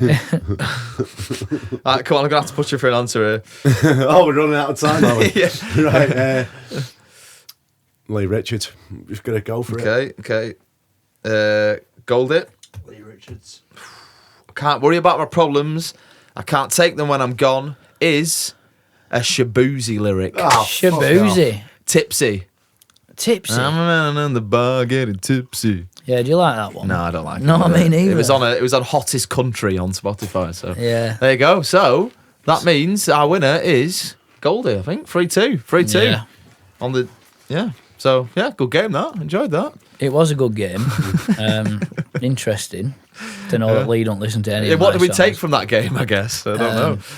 Listen, you can't remember every lyric from every song. I make half of them up at gigs, so. I know, I do. I do. You do that? I do. I was playing at Choose Yard the other week. We were busy, it was a good atmosphere and what have you, but I were halfway through, can't even remember what song it was, and I had no idea what the words were. And I just mumbled loads of random stuff. See, I'm not quick-witted enough to actually think of a different lyric. I just think you just got to carry on. Do you ever do that thing where you get to it, you get into the, coming up to the section, you're like, what the fuck is that first line? If you get the first line, you're going to get the rest of it. Yeah, you just need that first line. Mm-hmm. And you get it about 4 beats before you actually go into that fucking tune. Thank fuck for that. I often do Seven Nation Army, like an acoustic version of that, and I lead into it, because the chorus finishes on an A, doesn't it? Yeah.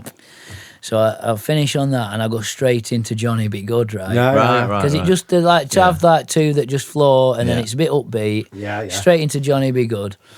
And every time, I've done it hundreds of times, but every time I get to the last verse, I can't remember it.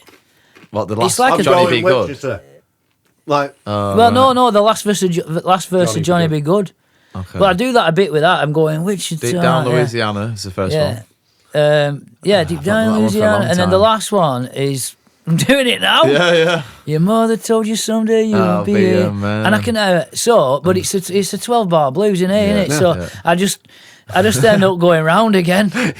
Just going round. Let's go for another 12 bars, and then I'm like, and I'm saying to which I'll handle it by saying to someone, "What's the words to the next verse, mate?" And they don't know either. But I did this with Babylon when I was starting to gig. I'd learnt it. And all you got to remember is it's Friday, Saturday, Sunday. Yeah. That's a process to remember. So I'd do the first one, either do the first two verses right, or the last two. I would never get the first one right, or the last one. It'd be one of the two that goes wrong. But there was one time I was doing it, and it come to the Sunday, I couldn't remember what fucking day I was on. So I was going, for Sunday on the just make it up. The new day of the week. Tell you what, which one I can never remember is Dakota. Never remember those. I know, I do. Thinking of you, that's the only one I can remember. The rest of them, I mix them up. It's I used to have that trouble. Sitting in the back of my car. I think it's the song. Yeah. That song, because then you got Wake Up Cold Coffee and Juice. Yeah, I always forget that. Yeah. Sleeping in. But I've played that a lot. Yeah.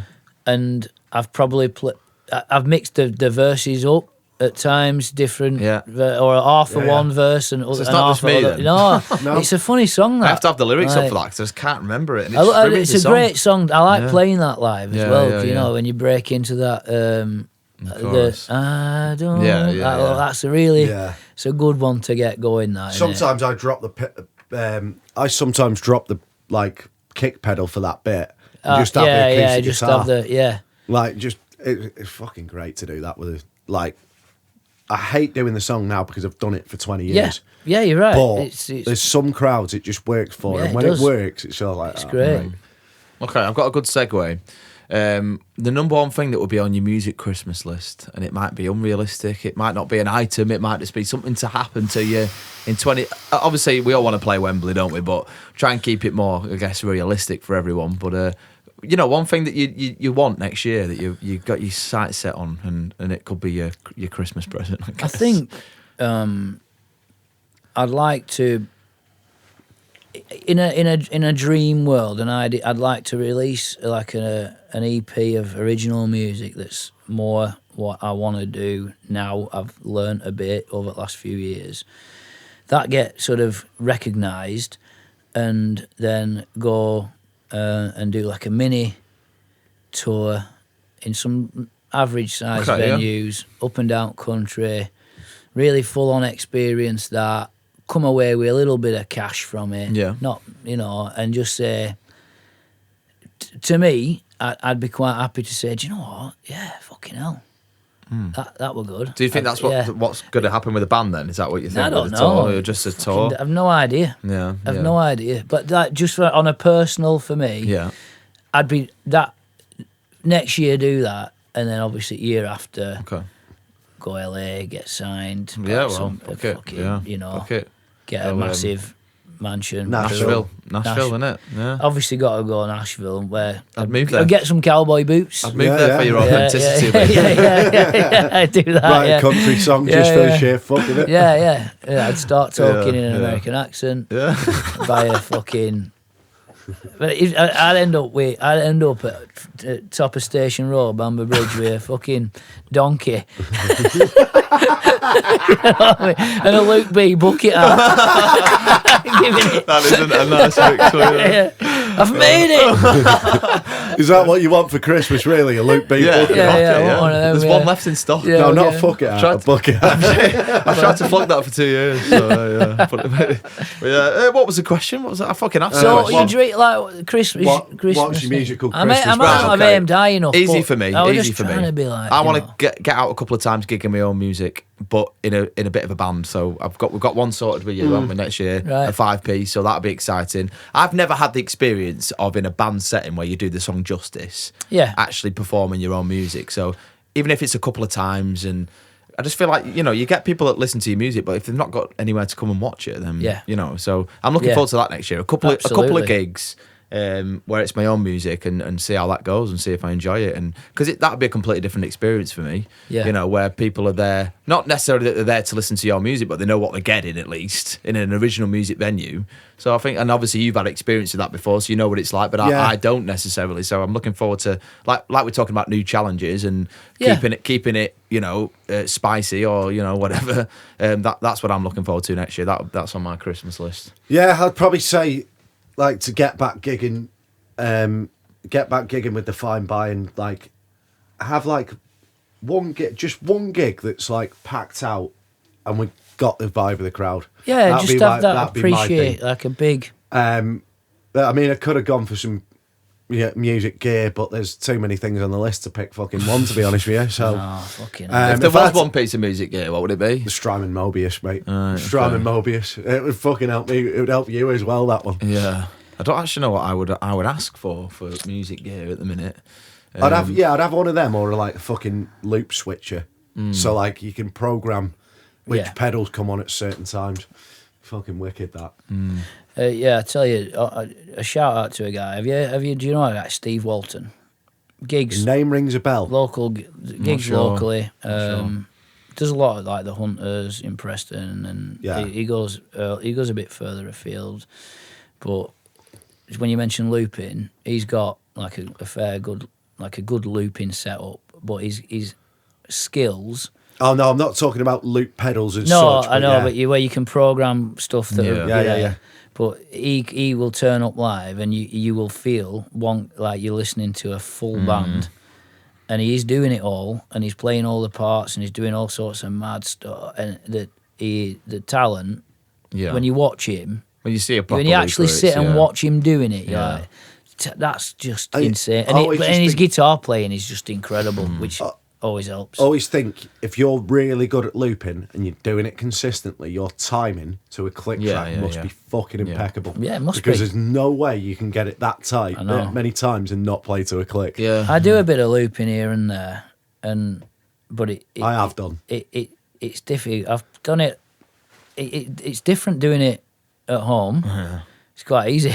Yeah. As soon as you stood up there, it's on your mind then. And if you're doing it live, the problem with that is if you get even slightly out, particularly if you say it's a 4-chord song and you loop it, but if you're slightly out at some point during that 4-chord sequence, the further the song goes on, the more you're getting out. And then I've done it before. We're all along the Watchtower, and I've got halfway through the song and I'm thinking, shit, I can hear that I'm all over the place now. And, so you've got to, but looping is great. I think it's great as a practice tool. But we go back to what you said before, Lee, about actually just one voice, one guitar. Yeah. Do you need anything else? I was trying it. I was doing like a couple of tunes with a looper and it just wasn't for me. Like people have said, have you ever thought about using a looper? You'd be fucking brilliant at it. I'm like, yeah, I've done it, but when you're going from one song straight into the other to all of a sudden taking a minute to build up a loop, that's the thing. You've got that build time, haven't you? If you're gonna do it on the fly, I sometimes, and this is probably cheating, isn't it? Like if my first song after the break is a looper song, I'll quickly do one of the layers before I put my front of house out. So it's like, and then it's like, but that's not at least cheap. I'm on That's my just way being then. I know prepared, I'm in isn't time it? at least. Yeah. I only do 2 looper songs at the minute, but like you say, it's can be a bit of a ball ache, can't it? But I don't know. I used to do Bittersweet Symphony and Not 19 Forever. Yeah. And like, do you know what? Like, I did enjoy them when I did them. It was fucking great building up the loops for a time. Fucking really enjoyed it, but then it just gets tedious. And I tell you what stopped me doing it, when we were playing footy, I'd done my ankle one week. Right, so I couldn't use the pedals, so I just literally just went back to just acoustic guitar vocal. And did you notice a difference in the reaction? No, there's no difference in the reaction, is there? So you put all this extra effort in, don't you, for people, and it's not reciprocated, so you think, what's the point? I just thought, fuck it, I don't need this. I don't need to do it. I was glad that I broke. That broke. Yeah, so you don't. It's an extra hassle, extra gear that you don't need. No. But I think when I mentioned that guy, Steve Walton, what he does, even if it's quite a simple loop that he's doing, because his solo work on the guitar is so exceptional. It's really good to see for him to be able to do that on his own, because otherwise he'd need somebody playing the chords behind him and stuff like little things like that. Gives you opportunities, doesn't it? Yeah. You're stuck in that sort of whatever cycle you've created for yourself, if it's a couple of bars or 4 bars or whatever, aren't you? But yeah, you got to find the right. I think it's finding the right songs for me, isn't it? Because not every song, unless you've got that A and B switch, like you said, where you can alternate your verses to your choruses. It's difficult to find the right songs, isn't it? Because not every song will have the same riff throughout the whole song. Repeating. So Bittersweet's one, Seven Nation Army's probably another. There's not loads and loads, but I guess you can create percussion and that kind of thing. Yeah, you can do all that stuff and that. But then some of that's just smoke and mirrors, isn't it? Yeah, it's a bit farty, isn't it, I guess? Yeah, it is really. Right, so have you got another game? I know you had the guessing the artist game. Did you want to do that? I know we haven't got the sticky notes. No, we haven't got the sticky notes now. So no. Yeah, it's... Okay. Biggest bugbear of the year in the music world. What's the thing that keeps you up at night? Absolutely nothing. But with comedic effect. I just don't want to slag things off, do you? Yeah. You know what I mean? Do you know, it's difficult because I think it's just that it's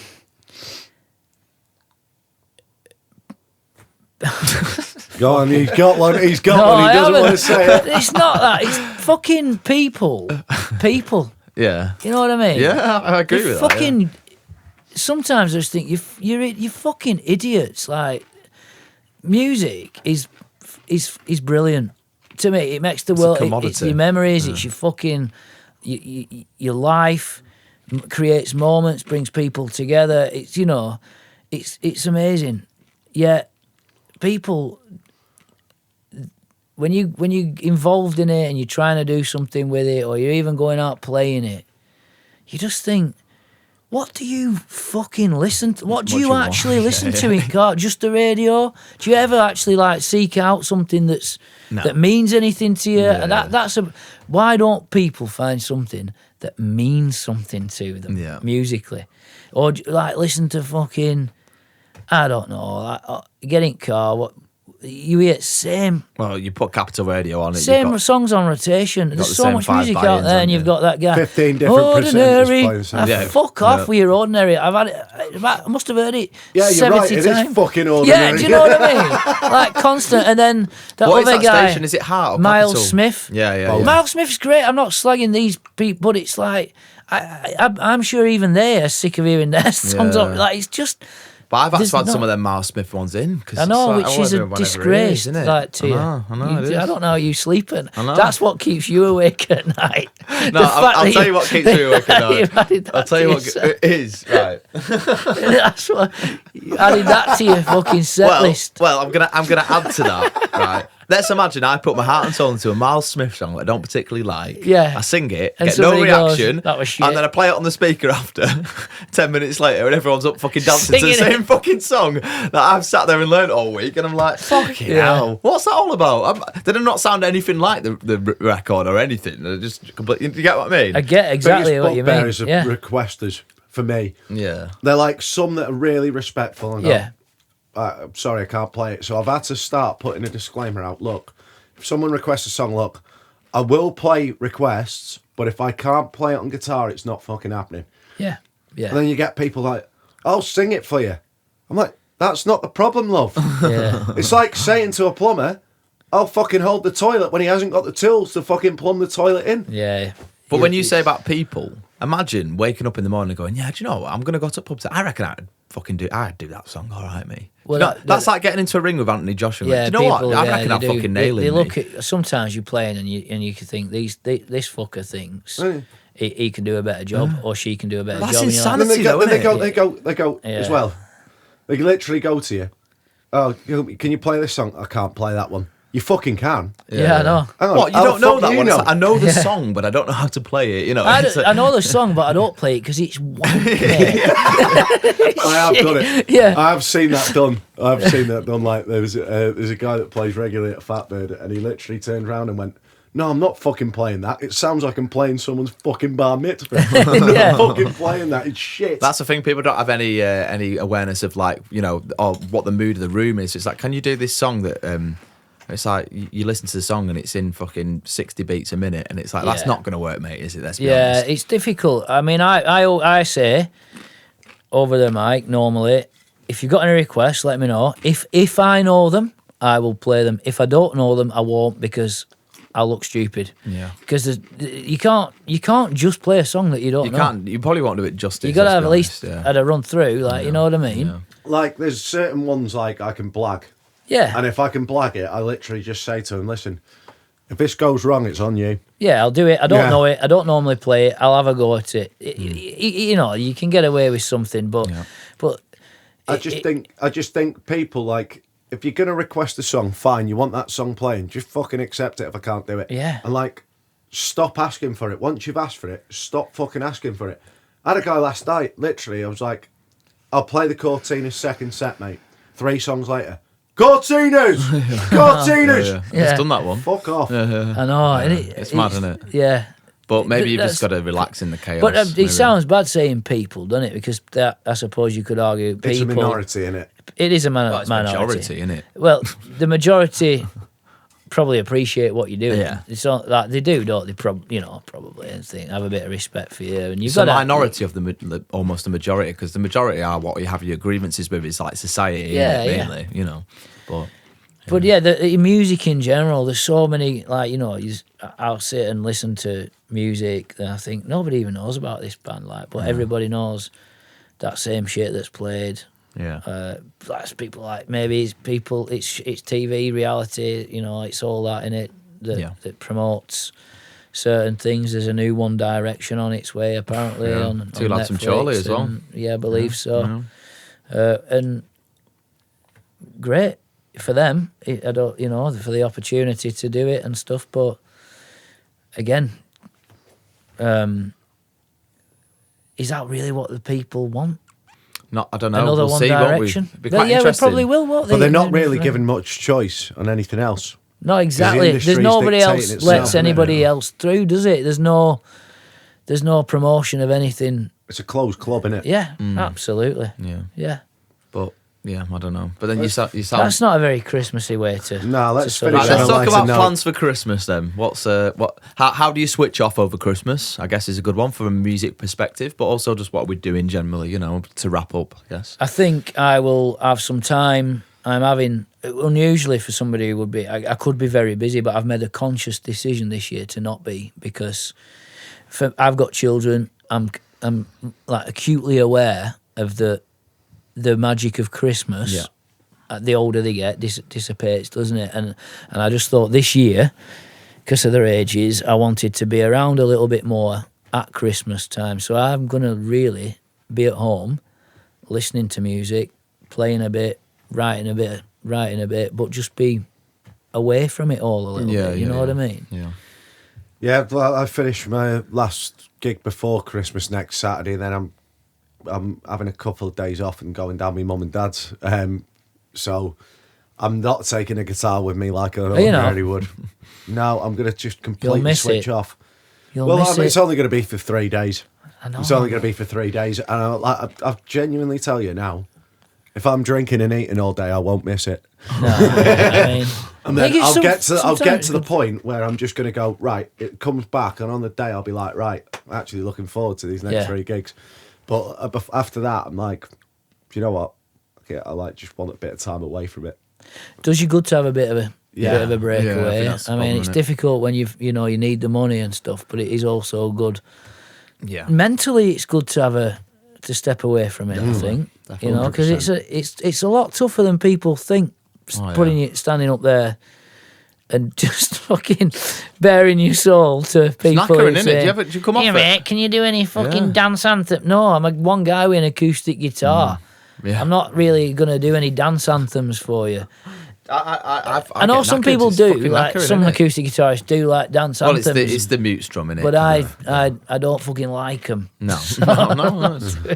No, I had one that I sort of created You've myself, done a bit but- of castles in the sky, Yeah. haven't you? I've seen it. Yeah, but like it depends. Like to me, it depends how you do it. Really, I think It does, yeah. Some people Slow it'll it suit 'em. down, or Yeah, some people it'll suit them.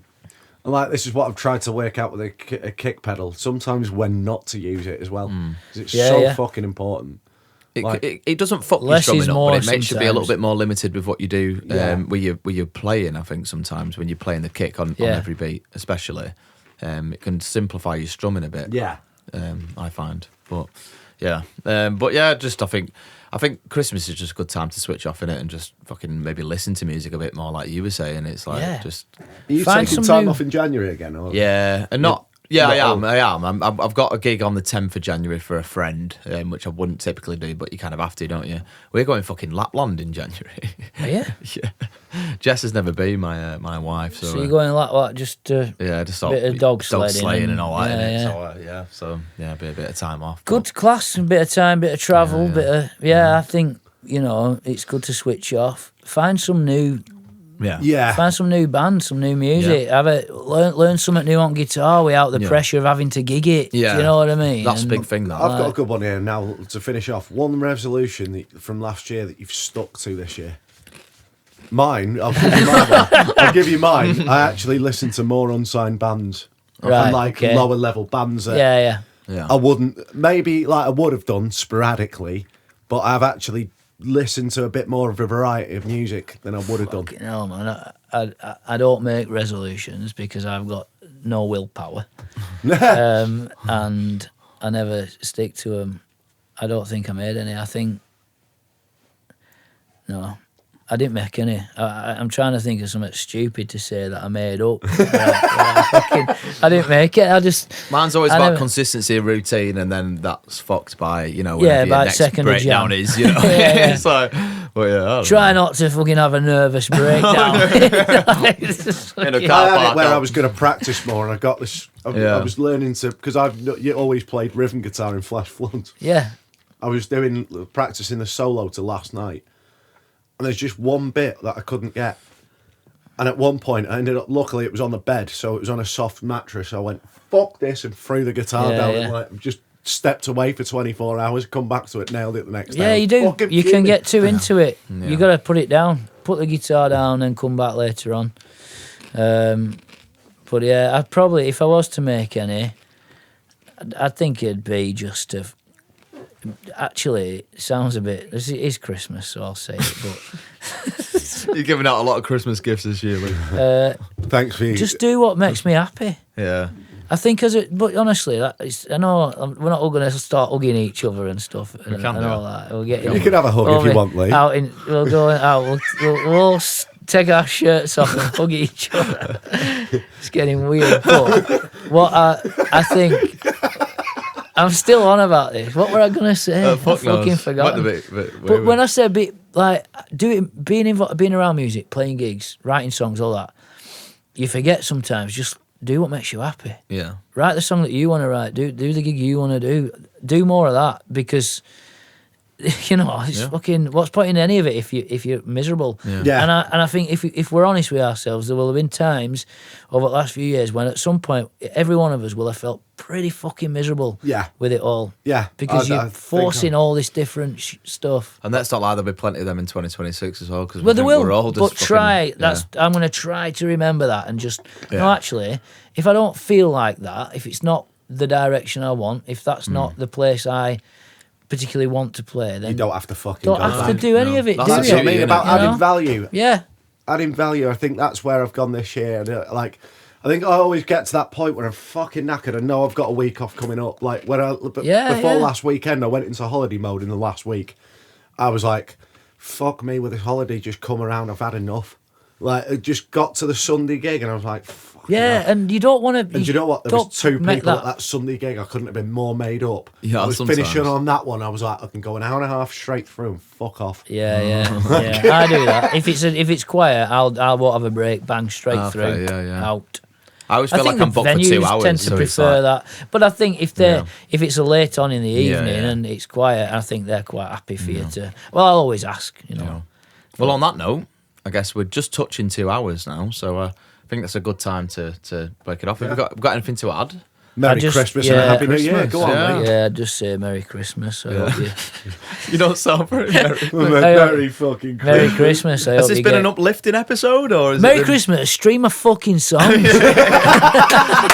to all my gigs. Somebody stream my songs, for God's sake. Lee, fucking learn my lyrics. You know what I mean?